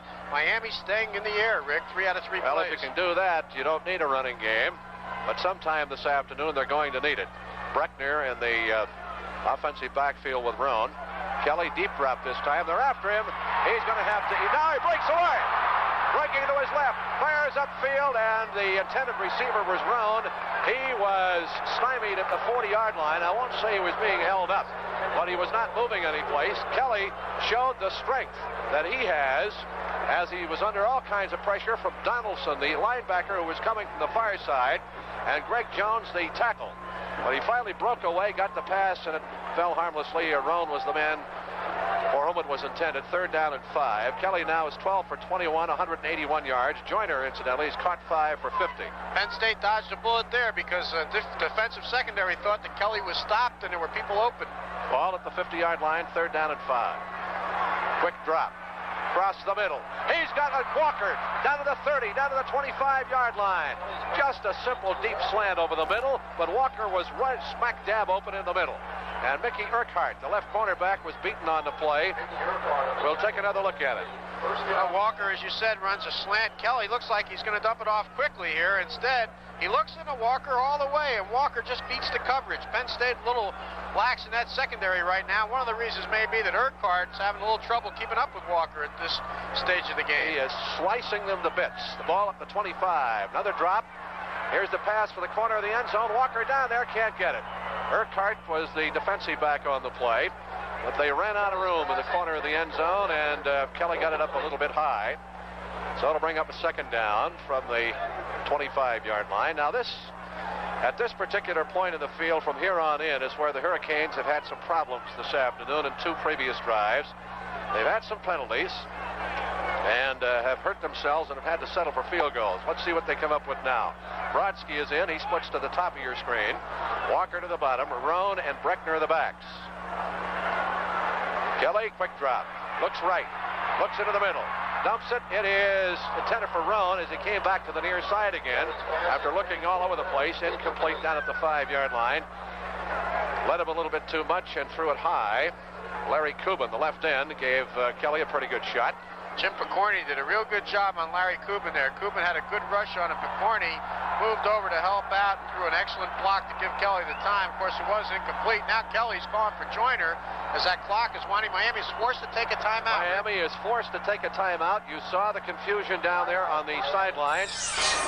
And there you see part of the crowd of some 75 to 77,000 here at Beaver Stadium, and they don't look too happy. They're clapping for the defense. 3rd down and 10. Canes at the Penn State 25. Kelly back to throw against the blitz. He's popped it. Man open. Touchdown to Joyner in the corner of the end zone. Jim Joyner over Giuseppe Harris. And the Hurricanes come up with a tremendous play as Kelly, facing the blitz, got that ball off on target, and Joyner comes down with his 2nd touchdown pass of the afternoon. Watch it again. Beats right in his face. Coverage. That's right. It's Tom Wise, number 49. Giuseppe Harris also back there, Rick, and incredible toss by Kelly because he did it in the face of a blitz. Okay, on the touchdown pass, Joyner picks up number 2 of the game, and Kelly throws his 3rd TD of the year. Miller can add to insult to injury, and he does. Puts it through the uprights. The score now is Miami 20 and Penn State 10 with 4 minutes and 54 seconds left to go in the 3rd quarter. And what a shocker this is. There you see the happiness on the Hurricane bench, and we're going to take another look at the touchdown pass. Now watch it from another angle. Here comes the safety blitz. He got the pass away, and Joyner makes a heck of a catch over the shoulder, beating Wise, the cornerback, and Giuseppe Harris arriving late. That drive, 80 yards and 9 plays, with Kelly going 25 yards to Joyner for the TD. And there you see the youngster from East Brady, Pennsylvania, receiving the well-deserved praise of the coaching staff. 20 to 10. Miami out in front of the Nittany Lions. Guman and Rakowski are the deep men to receive Davis's kickoff. Here it is, down the near side. Rakowski at about the 5, laterally back toward the middle, looking for the open. Gets to the 15, back to his left across the 20, and he's horse-collared at the 24-yard line. And the man who gets up off the bottom for the Hurricanes is Mike Gettiger, who recovered a fumble early in the contest to set up a score. This is really a critical situation for Penn State. They have problems throwing the football. Donovan is out. They've got to. They like to keep it on the ground. They need a score on this drive to get back in the ball game. They kept the ball in the opening kickoff of the 3rd quarter. 8:43. Had the pass intercepted by Coleman at the goal line. Came away with nothing. Here is Suey. Gets a big hole in the middle and squirts through across the 30 out to the 33. So it's going to be a yard shy of a 1st down. Good blocking by Penn State up front, but they have not been able to utilize the forward pass. Joe Paterno getting a little anxious down on the far sidelines. 2nd down and 1. Of course, still plenty of time left. 4:20 to go in the 3rd quarter. Miami with a 20 to 10 lead, but a big score that time by the young Hurricanes. This is the running back, Joel Coles, who gets out to about the 38, and he's got the first down. Coles, number 20, was converted into a running back. He played a high school running back position. But Coles, sophomore out of Pittsburgh, and we're going to get an official's timeout. We ought to mention at this point that Booker Moore has been suspended and Dave Paffenroth also suspended, a pair of running backs. Now, I don't know what that does to a ball club, Rick, but disciplinary action was taken against both of them. Kelly, 14 out of 26, 230 yards. Lester Williams shaken up on the last play, and they still don't have him all the way off the field. And be sure to join us 2 weeks from today, November 17th at 2:25 p.m. when the Hurricanes take on the Crimson Tide of Alabama, live via satellite from Tuscaloosa. There you see Lester, and they're going to go to work on him on the near sidelines. Lester Williams, the sophomore from Carroll City. Charlie Cook has come in to replace him. Junior out of Gainesville, number 75. First down, Penn State from their 39. So he gets jammed up by his blockers in the backfield, but he still makes it go, and we get a flag as he went down at the 43-yard line, circling to the right side. Let's see what the flag is about. And the preliminary indication is going to be face mask against Miami on the tackle. Face masking against the University of Miami. This is a game of almost. Flanagan almost had him in the backfield there. Again, had excellent penetration, just let him slip away. So he gets the gain plus the face mask on the play. 15 yards to call in college football, a first down.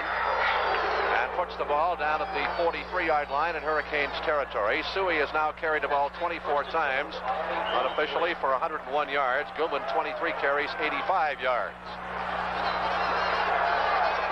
3:39 left to go in the third quarter. Tate will hand off. And this is Coles, the tailback, inside the 40 down to the 37-yard line. We'll take another look at it and watch the blocking off the left side. Coles comes in there and gets, this time it does work to the left side. And again, Suey throws an excellent block. These backs block for each other. They've been doing it all day. Second down and 4 for the Lions. The ball at the Canes' 37-yard line. Receivers are split, backs in an eye. Suey into the middle. He's down inside the 35 to about the 33-yard line, and again, that's going to be close to a first down. Moselle Axon comes up with a tackle, along with Bob Nelson. Jim Romano, the center for Penn State, have been doing a pretty good job on Jim Burt this afternoon. Bob Jagers is in there now. We'll see if they can run as successfully to the right side as they have. And we'll get a measurement. The chains being brought into the far side of the field. Hank, more scores? Yeah, Tulane beating Boston College 33-0 in the third. Brown over Harvard 23-6 in the third. Princeton leading Penn 24-10 in the third. Pitt leading Syracuse 28-21 in the fourth.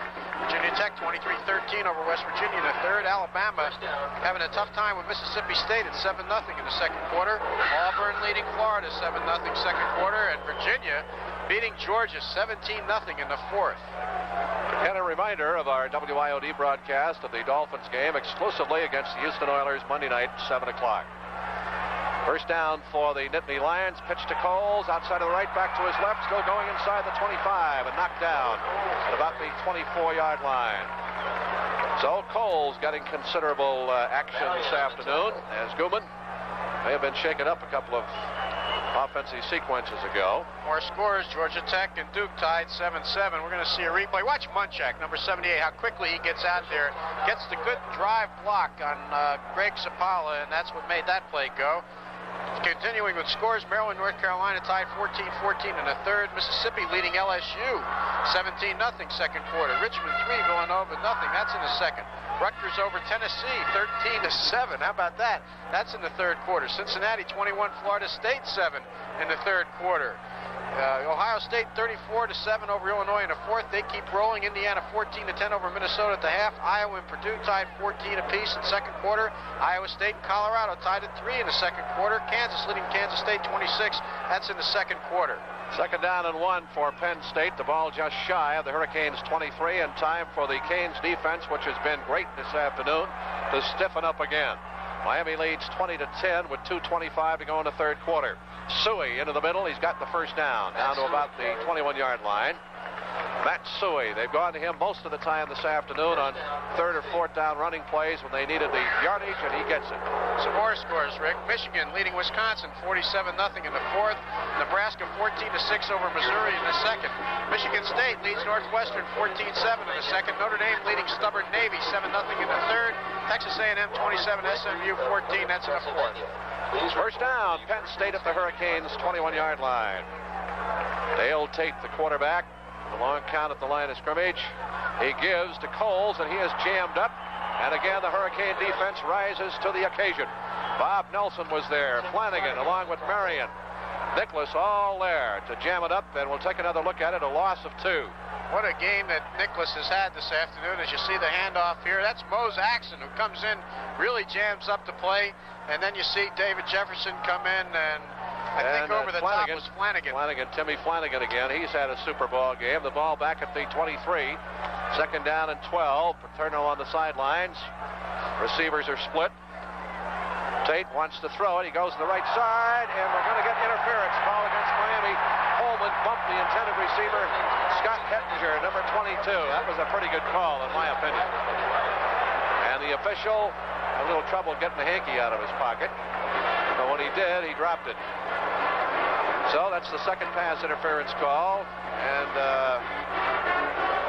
we'll take another look at it. Pretty good call and a pretty bad break. As you see, Hettinger had broken out to the far side. The pass is thrown behind him. Hettinger had no chance to catch it. He had started to run his pattern inside, and Coleman just couldn't stop himself.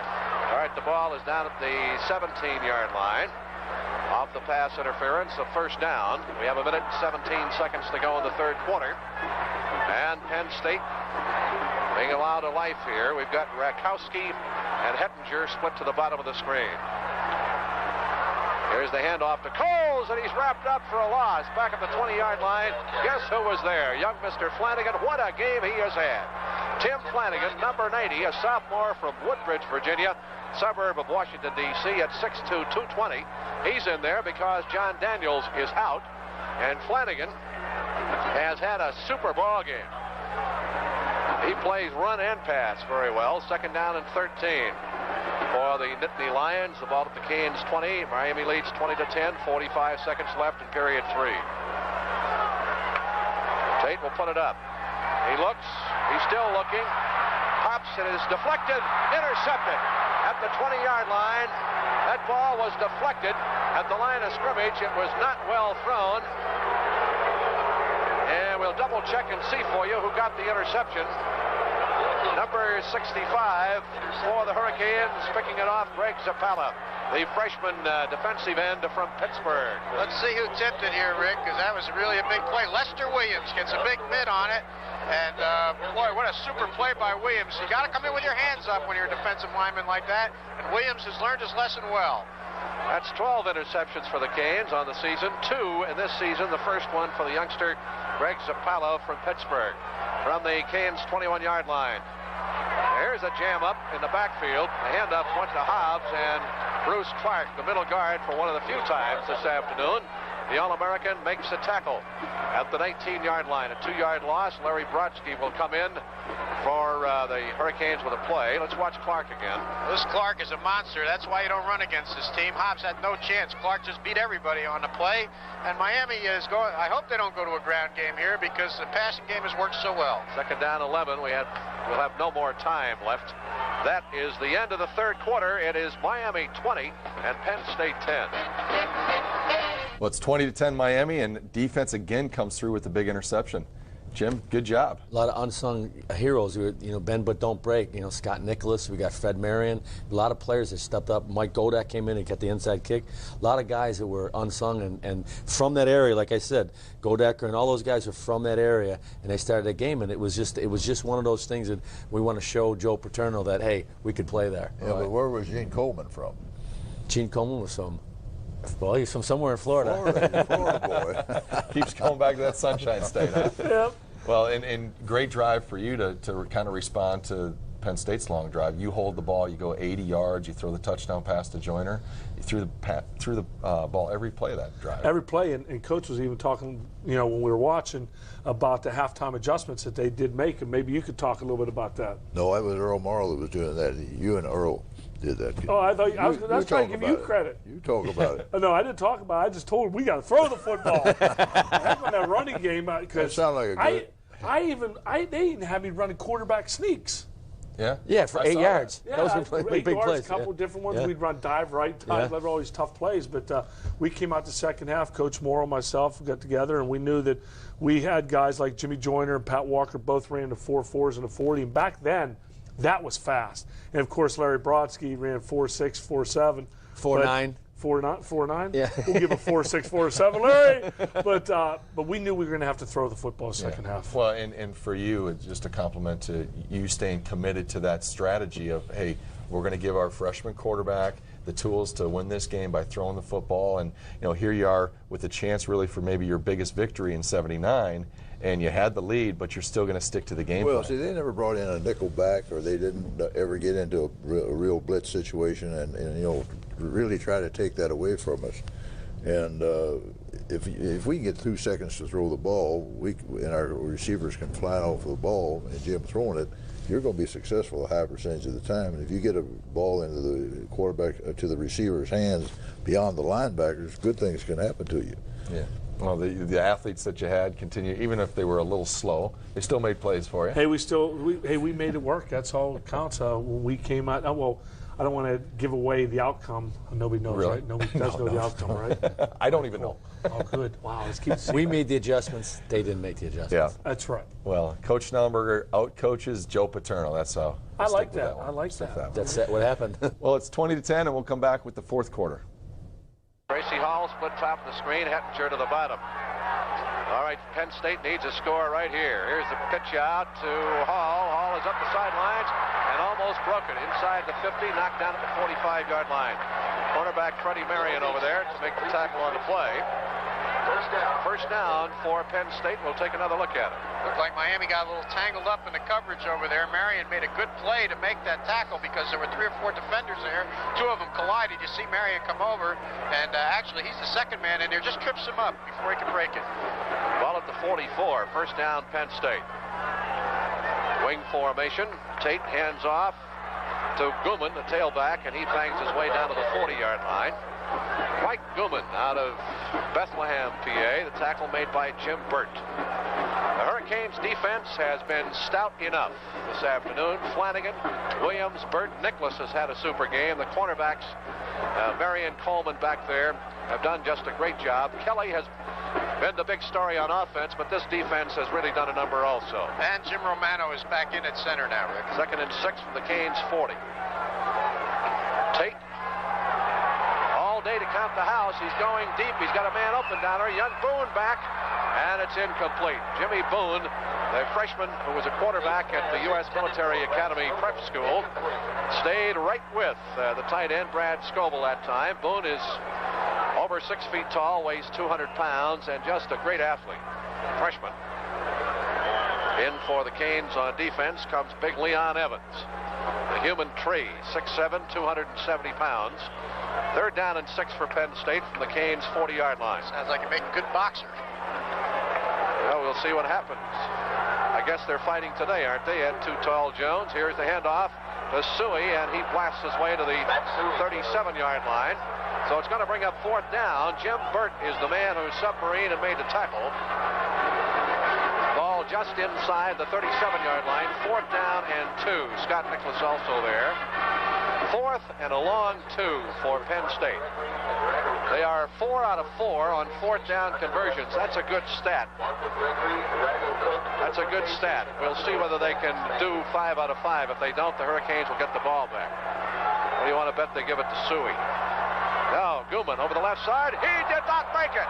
Great play by the Hurricanes defense off the right side. Scott Nicholas there to bump him.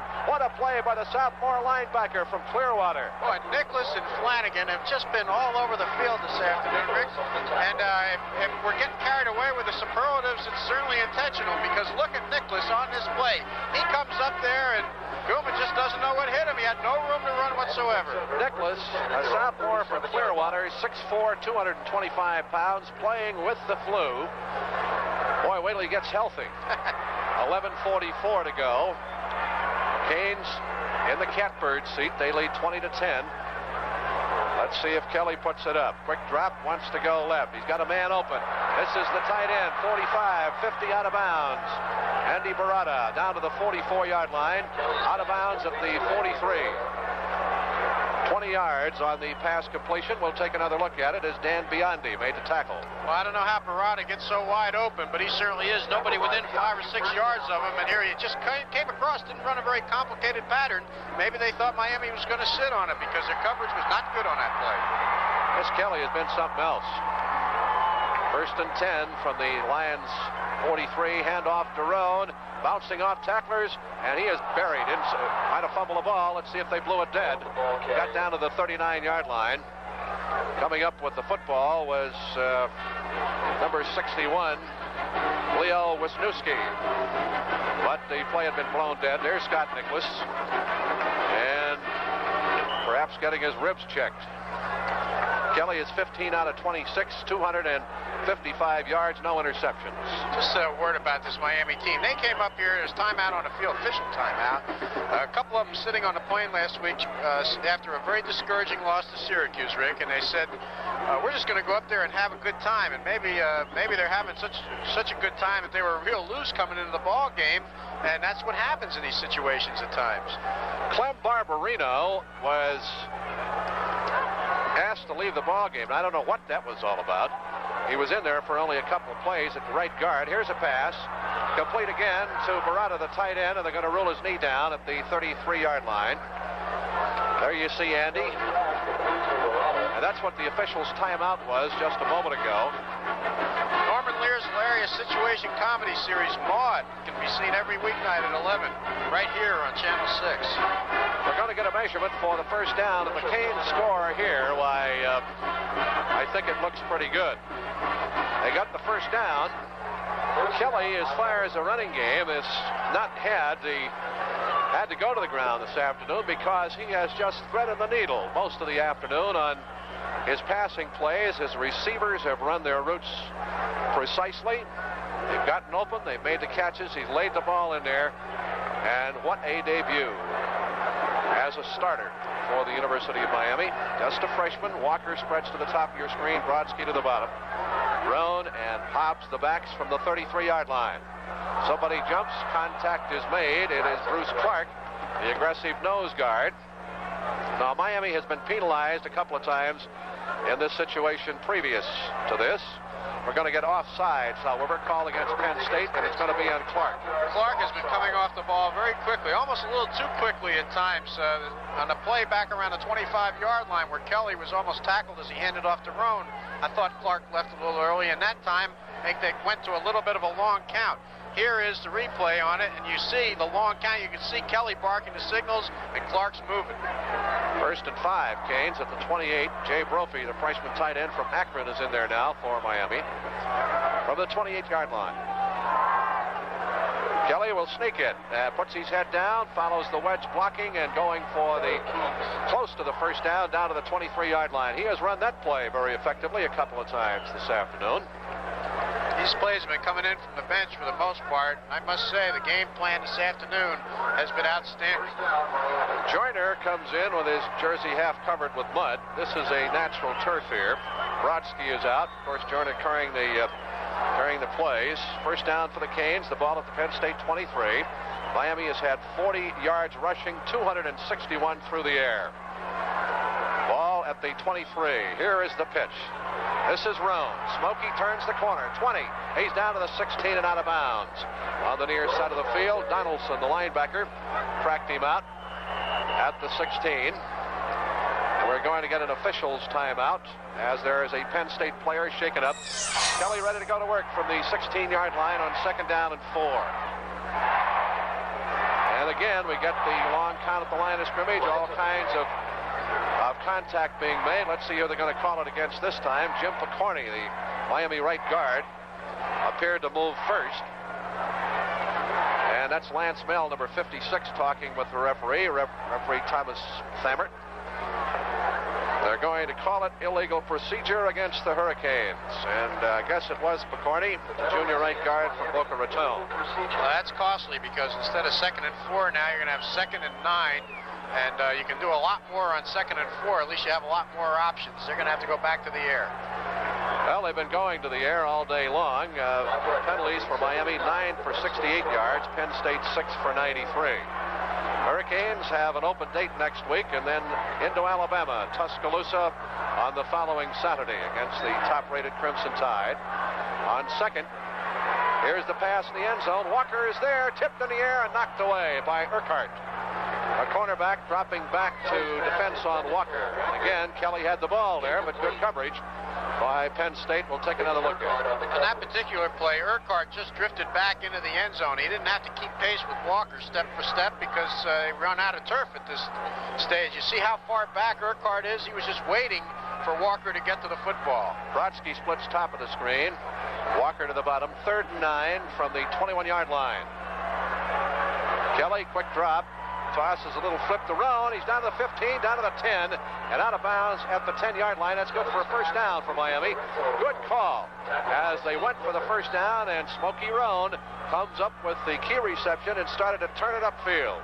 He certainly has been spreading around the ball among his receivers. Here's Roan just coming out of the backfield. Excellent call, as you said, Rick, by Kelly. Looking at who's caught passes. He's been thrown to Barada, to Hobbs, to Joyner, to Walker, and now to Roan. He's used everybody. Ball just shy of the 10-yard line. It will be possible for the Hurricanes to make another first down. Joyner will split to the top of the screen with his mud-covered uniform. Walker to the bottom. You got Hobbs and Roan as the I-backs. Here's the pitch to Smokey outside of the right, back to his left. Breaks a tackle, and by that time, the rest of the pursuit is there, and snow him under. And we'll see where they mark it as they on-pile. Steve Griffiths, the outside linebacker, was the first man there, along with Lance Mell.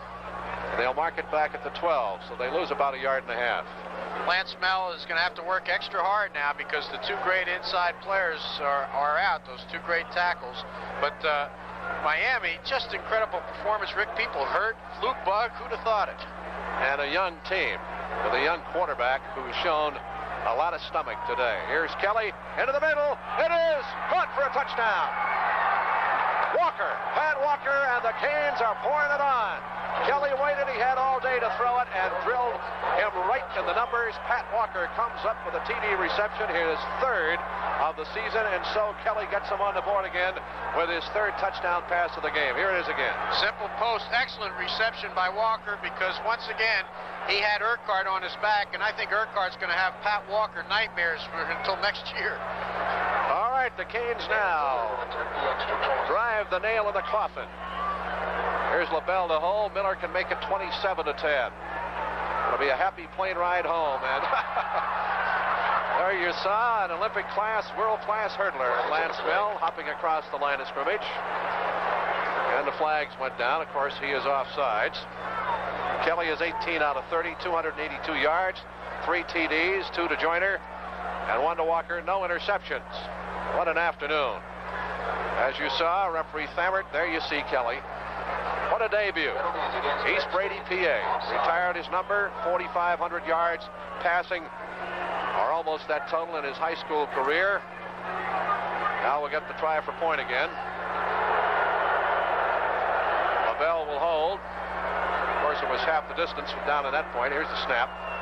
And it was a bad snap. Miller goes for the ball. He just kind of squibbed it on the ground. So the point is no good. There's a timeout on the field with the score of Miami 26, Penn State 10.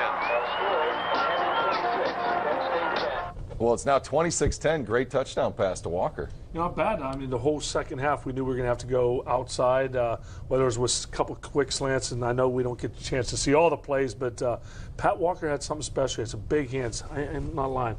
His fingers are probably about 6-7 inches long, but we knew we had to do some throwing. We kept on throwing the ball. Well, like Hank Goldberg said, you're cutting them up like a surgeon out there. Oh, really? Yeah. Good job, very Hank. good. I like it. I like it. But we're fortunate to be back here at Florida Atlantic on the campus at Boca Raton, and Coach Schnellenberger, an outstanding year for you this past season at Florida Atlantic. Why don't you tell us a little bit about this piece of hardware behind you? Well, obviously our football team, when we were doing this show last year, they came together outside. We didn't see them, but they came together with the idea that they could win the Sun Belt Conference. They made that as their goal, and they said we're going to beat one of these advanced training teams that we were in playing, and certainly they beat Minnesota for the first time that a Sun Belt Conference team has ever won one of those games, but did win the last 3 games of the year, and that 2 of those were to qualify for the game. That was against Troy, which was a major game. We hadn't beaten them in 5 years, and we got that win, set us up with FIU. We blew them away, and then got into the New Orleans Bowl, and we were playing Memphis State, who has the 24th best offense in the country. And we had a wonderful game. Rusty Smith set 4 records in this game: best completion average, most yards, and 5 touchdowns. It's been a magnificent run for us. Probably a run that has mesmerized more people across the land, because that game against Memphis State was on the 21st day of December. It was the only game played, and the second game of the bowl series. So we must have had 5,000 people watching us, because I've heard from 3,000 of them here telling us how wonderful it feels to see a young team come on the national scene. Well, and you'd have to wait a little while, but as time played out through the bowl season, you became the only Florida school to win a bowl game. We did, and that has been so magnificent. The hand of God at work again. And, we don't have to defend that each week. That's good for 365 days before we have to do that again. And also, he's the only coach, his record in bowl games, undefeated. That's something I just learned, too, and that's pretty impressive. Congratulations. Well, I'd like to play in 5 more and see if we can keep that record. I like going. it. Well, as they set up the set here, I've been looking at this thumb all day What long. is that? I thought you brought it from Buffalo. No, I was wondering, what, you got a football, a helmet, and a thumb. I don't want it. I don't want it. That thing really does look like a hand and a thumb. That was sent to me in the mail. No, it wasn't. It was brought over by a gentleman, and I wasn't here, and the secretary took it from me, and I couldn't figure out what it was. But then I finally found out there was a note inside there. So I pulled a note out, and I don't know if I can read all this, but anyway, what it in essence says is a thumbs up for all the past, present, and future excellent work. Thank you thank you for the game. And I guess what it has to do is that when you're starting a football program from its inception, you have to keep a positive attitude, and the thumbs up, I guess, is the most positive sign that we have for that. So I'm going to put that down in the players' locker room there next to the trophy, and we'll all keep our thumbs up. Well, I'm sure you're going to be able to use all your experiences that you displayed at Miami from '79 to '83 in the national championship now for the next 5 years of this Florida Atlantic program. Well, our kids know that the national championship is our goal. My coaches know it before they sign on. The players know it before they sign on. They also know they're going to have to work harder than anybody else in the country. They're going to have to be committed to the mission. And if they'll keep their nose to the grindstone, if they'll believe, truly believe, then it can happen. We believe. I remember that slogan. To believe is to be strong. That's right. Well, when we come back, we'll conclude with the 1979 Gridiron Great, Miami versus Penn State. Rick Weaver with Hank Goldberg. That particular drive for the Hurricanes of 63 yards and 9 plays. Kelly to Walker 9 yards. And Miller had no chance to kick the extra point because of the bad snap. Kelly has put on quite a show here this afternoon. Jeff Davis will kick off. Against the wind, he gets it high. It's not going to be deep. The wind grabs it. Rakowski at the 12, 15, 20, 25, up across the 30 and knocked down at the 32-yard line. Just to tell you how great a day Kelly has had. He's thrown to Joyner 6 times for 76 yards. Walker 3 for 52. Barada 3 for 32. Roan 2 for 12. Hobbs 2 for 58. Brodsky 2 for 59. What did Durante say, Rick? Everybody's getting into the act. Yeah, and Kelly, quite a basketball player at East Brady. He was the most valuable player in basketball, averaging 23 points and 20 rebounds as his team reached the state semifinals. Here's Tate. He's in a passing situation now. Good protection. He throws. It is caught by Tracy Hall, and he's down at the Penn State 45-yard line. Hall, number 41. So just a fine all-round athlete is Kelly. We'll take another look at this play. Well, Hall gets open, and really he just falls down on the play. Nobody makes the tackle. Tim Flanagan is the closest one to him. He catches the ball, and as he turns to start running upfield, his feet go out from under him. Here's Tate again, sprinting to his right. Pops it to the near side. Flag is down. This is Hall, and he is horse-collared by Fred Marion. Moselle Axon and David Jefferson back there. But a flag is tossed at the 45. And Gene Coleman fell down on the play. He was the man who was responsible for the coverage as he came up to defend. He slipped.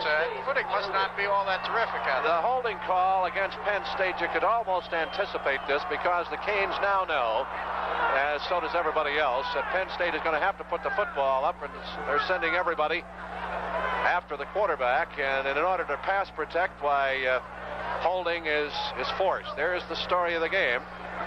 And Miami has never been behind in this contest. Their defense, when Penn State got close, came up with clutch interceptions. And Kelly has been magnificent. He had a brother, Pat, that played for the Baltimore Colts, the Detroit Lions, and Birmingham of the WFL. Ray, his brother, played for Richmond. And his brother Ed played for Slippery Rock. How about that? Rick, the folks are starting to leave.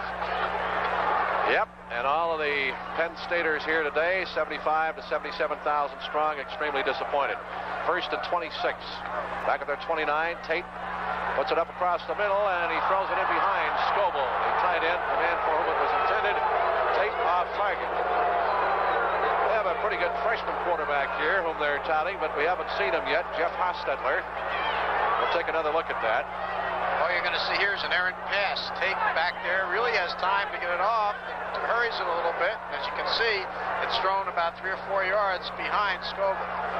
We're happy for the Canes, of course, but for Howard Schnellenberger and his fine staff of coaches, what a job of preparation and a great job of execution by the team. Back to throw. Tate under all kinds of pressure. Now he's going to run with it. 30, 35, and he's knocked down by Scott Nicholas, who's had a gang of tackles today. Up at the 40-yard line. That's still going to be about 15 yards short of a first down. 7 minutes, 38 seconds to play. And the Hurricanes dropping back into that prevent, taking the, knocking a couple of receivers down as they left the line of scrimmage, taking away the passing game, and they'll let Tate run as long as he wants to when he has that much yardage to make up. Penn State ranked number 19 in the country coming into this game today, and the Hurricanes unranked. Tate. He's running for his life, and he gets to the 45-yard line, 10 yards shy of a first down. Moselle Axon contained him at the 45. Watch the defensive play containment now. You don't see it very well from ground level, but that's exactly what they're talking about, containment as far as containing him from running is concerned, but the real containment is in the secondary where they're taking the passing game away. We have 4th and 10. They've been almost perfect on 4th down conversions today, the Lions have, but we'll see on this one. Here's Tate to throw, almost falls down, coming out. He is tripped up, and a sack for Lester Williams back at the 39, and that's where the Canes will take the football. That was a 4th down play, and Miami could conceivably score again. With 6 minutes and 34 seconds left to go, the Canes defense comes up with a great play. Bob Nelson also there, but Lester Williams made it work. I never thought I'd say this, but I wonder if Howard Schnellenberger is going to try to run it up or if he's going to try to hold score down on Penn State. Well, it's a happy day for Hurricane football. We hope indeed that this is the turning point, the turnaround for Howard and his staff and for this fine young football team. All right. Because they don't get any easier. Brodsky started to go in motion, slipped and fell down and had to align himself as a slot man. Good thinking on Larry's part. And here's the handoff going to Roan. Straight ahead gets to the 36. Lance Mell, the middle linebacker, on the stop. There's absolutely no point putting the ball up at this stage of the game. They've got the ball down on a 36-yard line, at least not on first and second down. If they get into a third down situation, maybe they can do it. But with 6 minutes left to go in the ball game and a 16-point lead, no point in turning it over. We'll check Kelly's stats for you here. 6:05 to go on second down and 7 from the Lions' 36-yard line. Here is the handoff, and belting in there straight ahead is Breckner, the fullback. Check it. Let's see if it was Smokey Roan. Ball inside and there you see a happy Bob Nelson. And don't forget, Bruce Clark, the fine nose guard, is injured. He's out of the game now. Matt Millen, their defensive tackle, had back surgery yesterday, so he, of course, is not playing. And there's Howard Schnellenberger. And I see Smokey Roan on the sideline, so the PA guy is wrong. That was Breckner, the ball carrier. 3rd down and 3, the ball at the Penn State 32-yard line. Kelly has gone all the way. Flag goes down. Good hit on Chris Hobbs by Steve Griffiths, the junior linebacker out of Utica, New York. Anyway, my point about Clark and Millen is not so much the fact that the reason they're out is the reason the Canes are doing so well, but there is the opportunity now to run the ball up the middle. We're going to get a holding call against Miami. And Penn State will take it 5:17 to go. Kelly is 18 out of 30, 282 yards, 3 touchdowns, 2 to Joyner, 1 to Walker. And just as cool as a cucumber out there, he has thrown no interceptions. And at times today, he's had pretty good pressure on him. The penalty against Miami sets the ball back to the Nittany Lions' 47-yard line. In case you join us late, Miami broke on top. Kelly steered them downfield. They had to settle for a field goal, but then he came right back on an excellent play by special teams, in which Gettiger recovered a free ball off kickoff situation inside the Penn State 30. And then Joyner got in for a touchdown, and it's been Katie bar the door since then. Here is Breckner finding a hole. 40 down to the 36-yard line. Tackled by Mill. Breckner is a sophomore from Endicott, New York, 6'1", 205. We'll take a look at the blocking off Miami's left side. Well, you're going to see, let's see, who is that? That's Grady. It's Grady, that's right. Good block by Grady, and Breckner turns it up and breaks a couple of tackles. I'd like to see a little more of Breckner. He's a good hard runner inside. Good blocker, too. Grady and Keogh, the offensive lineman, opening the hole that time. 4th and 8 for the Hurricanes at the Lions' 36-yard line. 4:20 to go. Miami leads 26-10. Kelly, long count at the line of scrimmage, and he's going to draw a 5-yard penalty, which will make it 4th down. It's 13. Just chewing up as much time on the clock as they can. Miami has 2 timeouts left, Penn State 3. We have 4:11 left to go in the ballgame.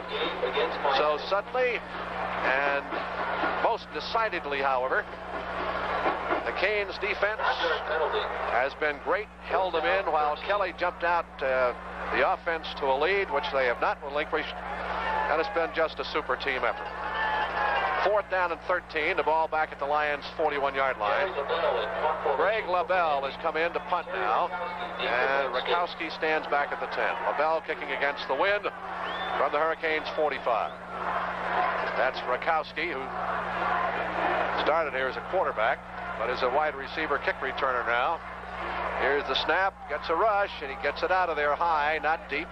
Fair catch being called for by Rakowski. He makes it up at about the 19-yard line, and Penn State has a very tough row to hoe. 4 minutes and 5 seconds left. I was just looking up to see the last time Penn State lost 2 games at home. We'll take a break. We have 4 minutes and 5 seconds left to play in the 4th quarter. It's Miami 26, Penn State 10. Anyway, it was 1976. Ohio State and Iowa both beat Penn State here at Beaver Stadium. All right, up over the football is Romano. Tate, unlikely, most decidedly, will go to the air. Drops to throw, has all day, now pops it. It is caught up the middle. Tracy Hall at the 40, and is bouncing off tacklers before Flanagan finally wraps him up on the far side of the field. A rule his forward progress is out to the 45-yard line. Tracy Hall. He's had himself a pretty good afternoon since he's come in, but he's in a catch-up situation. Here's Tate having to put the football up, and the Hurricanes not getting much of a rush, sitting back and waiting for the ball to be thrown. Great catch by Hall. Now he bounces off a couple of tacklers before Flanagan dumps him. Sprint out right. Tate fires to Hall again. He's dragged out at the 42-yard line. Coleman yanked his knees from beneath him, or he was gone, up the near sidelines. Tracy Hall from Moorestown, New Jersey. 13 yards on the pickup, and then Mr. Tate is moving his ball club in a hurry. First down for Canes 42. 3:30 left to go. Miami leads 26-10. He's doing what he should have done on the last possession, throwing in underneath that deep zone that Miami's playing right now. Hettinger and Hall split to the top of your screen. Suey has rushed for over 100 yards. This time he's a pass blocker. Tate up the middle. Scoville, collision at the 15. Flag.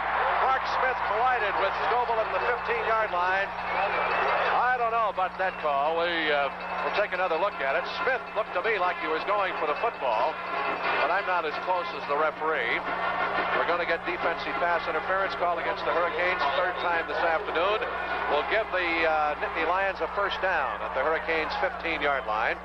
Mark Smith was back there. They're going to mark it at the 16. So Paterno now hoping for a miracle with 3:13 to go. Pass interference call against the Canes. First down at the 16-yard line. Tate, play fakes, drops to throw. Got a man down here, McCluskey. The freshman tight end dropped the ball. Wide open at the 5-yard line. Oh, we have an incompletion. Let's take this opportunity to thank our director, Billy McCoy, for the great job he's done today.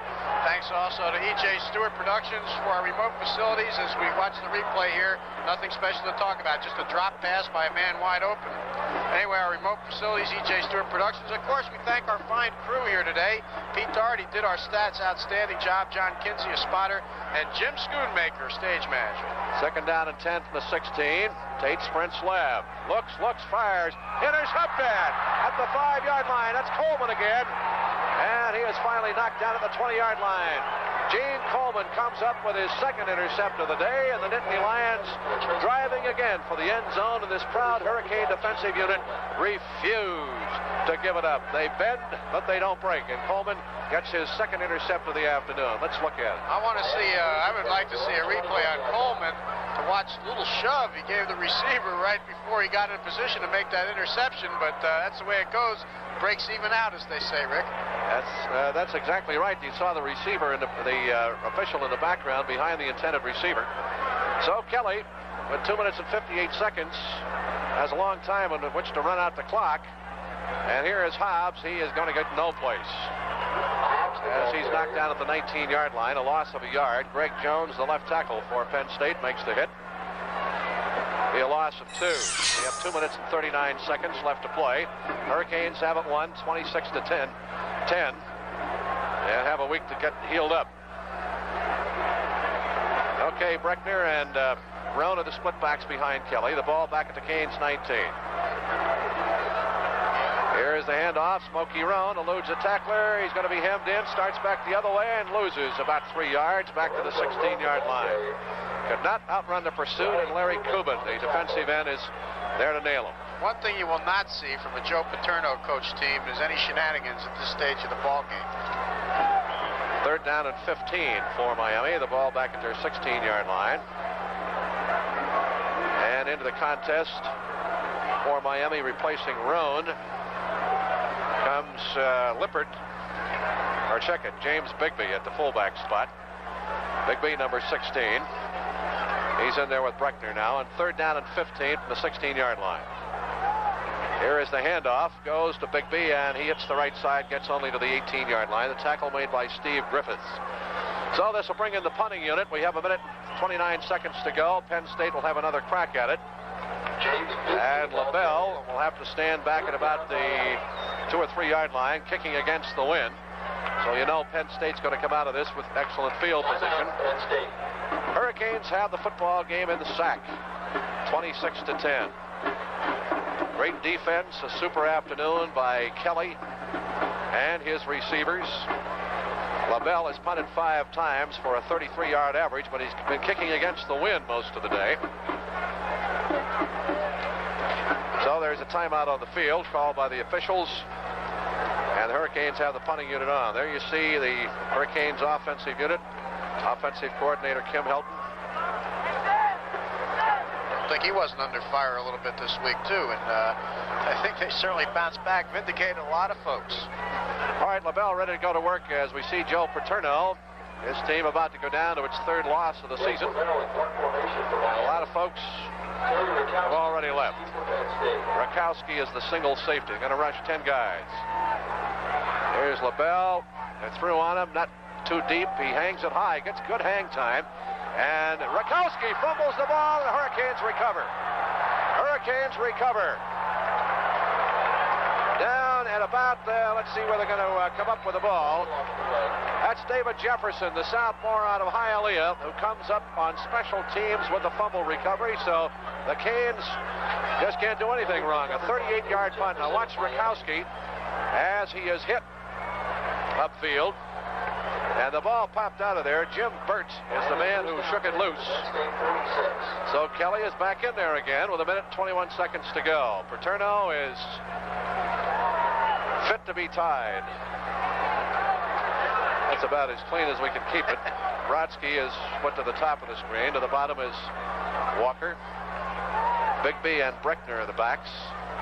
There's the handoff to Bigby around the right side. Gets inside the 45-yard line down to about the 43. Lance Mell, the linebacker, makes the tackle on the play. So the clock moving, and a stop now with 1 minute 15 seconds to go. It'll be moving in just a moment. Both sides have 2 timeouts left. Howard Schnellenberger, I think he ought to keep wearing that trench coat for the rest of the season. It certainly has brought him good luck, if you believe in that type of thing. He'll be wearing a kimono in about 3 weeks. He'll be over in Tokyo for that Notre Dame game. Timeout on the field with the clock stopped at 1 minute and 15 seconds. Timeout charged to Penn State. The ball will be at the 43-yard line. There's Gettiker, had a key fumble recovery. There's young Mark Richt, who has not played this year. Indeed, they're thinking about redshirting him. He's a sophomore quarterback out of Boca Raton. Just as Kelly was redshirted last year, and he has come in and has won himself a permanent job, I would say. I think this is probably the last quarterback performance I can remember by the University of Miami that was this good was Bill Miller against the University of Houston, which was about 8 years ago, where he threw for over 300 yards. All right, Kelly will keep it on the ground. That's Breckner, 35-30, and the fullback from Endicott, New York, gets a first down at the 28-yard line. The Hurricanes refuse to let up on them. 15 yards, and Barbarino, the right guard, threw a nice block out in front. Tackle made by Matt Bradley, a backup linebacker, and Breckner is coming out of the ball game. So with 1:04 left to go, the Canes have it won 26-10. Jim Kelly, just 19 years of age. What a future he has in front of him. The Canes finally have a passer. He will hand off. And that's Albert Bentley, the walk-on from Immokalee. He gets down to the 25-yard line with 40 seconds, as you see. Clock continuing to tick off. Bentley just walked on and says, I think I can do it. You need running backs. They took a look at him. They were convinced, the coaches were, that he could do it. So he's been playing on special teams and now getting some game action. 23 seconds. Time for about one more play. You know they're going to keep it on the ground unless Penn State calls a timeout. It was longer ago than I thought. 14 years. That was Miller against LSU. Breckner back in there, loses yardage back to the 28-yard line. 9 seconds. 7, 6. That's going to be the end of the ball game, and the Hurricanes come up with one of the great victories in the school's history, blasting Penn State, the 19th ranked team in the country. Here this afternoon, the final score was 26-10. Miami on top of Penn State. Well, there's the final, 26-10, a huge upset, Miami over Penn State. And Jim, you had a few family members out there after the game. Yeah, I don't know how to get on the field, but yeah, I mean, my mom, my dad, my relatives, my friends from my hometown, they all came to watch me sit on the bench pretty much for that game. And I'm sure a few of them were surprised when they saw me, run out on the field in that first series. But what a great time in Miami history, and it's a game that I'll always remember as one of the greatest I've ever played. Well, certainly one of those lasting memories. And all of us, as we sit here today, we know that the Orange Bowl will be torn down in the next few months. And I mean, for Jim, what's one thing you'd like to take from the Orange Bowl? It's the history. I mean, the grass. I mean, I remember that grass was always soft, fast surface. It was always just probably the best surface I've ever played on. That's exactly what I thought. I said too. So. Yeah. Coach? Well, mine is more of a time thing. I played in the Orange Bowl as a freshman in 1952, and I played the last game of our season this year against FIU here in 2007. So if you add that up, that's 57 years of time lapse since I played my first one and to the time we played our last one. So I've got to be the granddaddy of them all. How about for you, memories at the Orange Bowl and what we'd like to take? So many great memories of the people, the fans pounding their feet at some of those games. But I'd like to get one of the lockers from the locker room, because I remember coming out of that tunnel and all the mist and everything, and really some of the speeches that Coach gave in the locker room during the course of those games was something I always remember. But locker room was always special for me. For me personally, it was always warming up on the field before a night game, and the stadium speakers blasting the "In the Air Tonight" song from Phil Collins. Yep. And I was fortunate because it was really you guys that set that stage, because it was a game like this that started the mission to winning the championship and put Miami back on the map. Because when you played there, I was up in Minnesota. I didn't know about Miami until they won that championship. Yep. And Coach, just to go back to you and kind of let you wrap it up, this victory, where do you see that in historical kind of time frame or timeline, and as far as your mission to win the championship? Well, it's really so very obvious that this game became the pivotal game in the direction of the University of Miami program. Up until that time, it was strife and coming from behind and win a few. After this time, it became a rush to the national championship. And you don't think that a game can be the precursor of a dynasty, but that's actually what happened. This was a precursor to a dynasty, and the University of Miami's dynasty is the finest and best since World War II. I'm absolutely sure, because I've lived those days. I was with Coach Bryant at Alabama, where he won 3 national championships in 5 years, only lost 1 bowl game, and only lost a total of 4 games in that period of time. But the dynasty for Miami, which has gone through 5 coaches, 5 championships, maybe even the 6th coach now, is a destiny that we've all lived in, we all lived through, and have all been a part of. And it's been a great historical run. Well, and as I said, this '79 season was kind of that cornerstone of the championships that we were able to enjoy later on. And Jim, as we said in the beginning of the show, really started the legacy of the Miami quarterbacks. Not to slight you, Jim Burt, because the defense was always the backbone. I have goosebumps. But the quarterback run that really you started, Coach Schnellenberger, with Kelly to Kozar to Testaverde to myself, to Craig Erickson, to Gino Torretta, another Heisman Trophy winner, really started from this '79. And you heard Rick Weaver there at the end say, Miami has finally found themselves a passer. So I thank you, because this certainly was good stuff today, and we thank you for inviting us over to watch this game, and we hope that you enjoyed this Gridiron Great, the 1979 Miami versus Penn State ball game.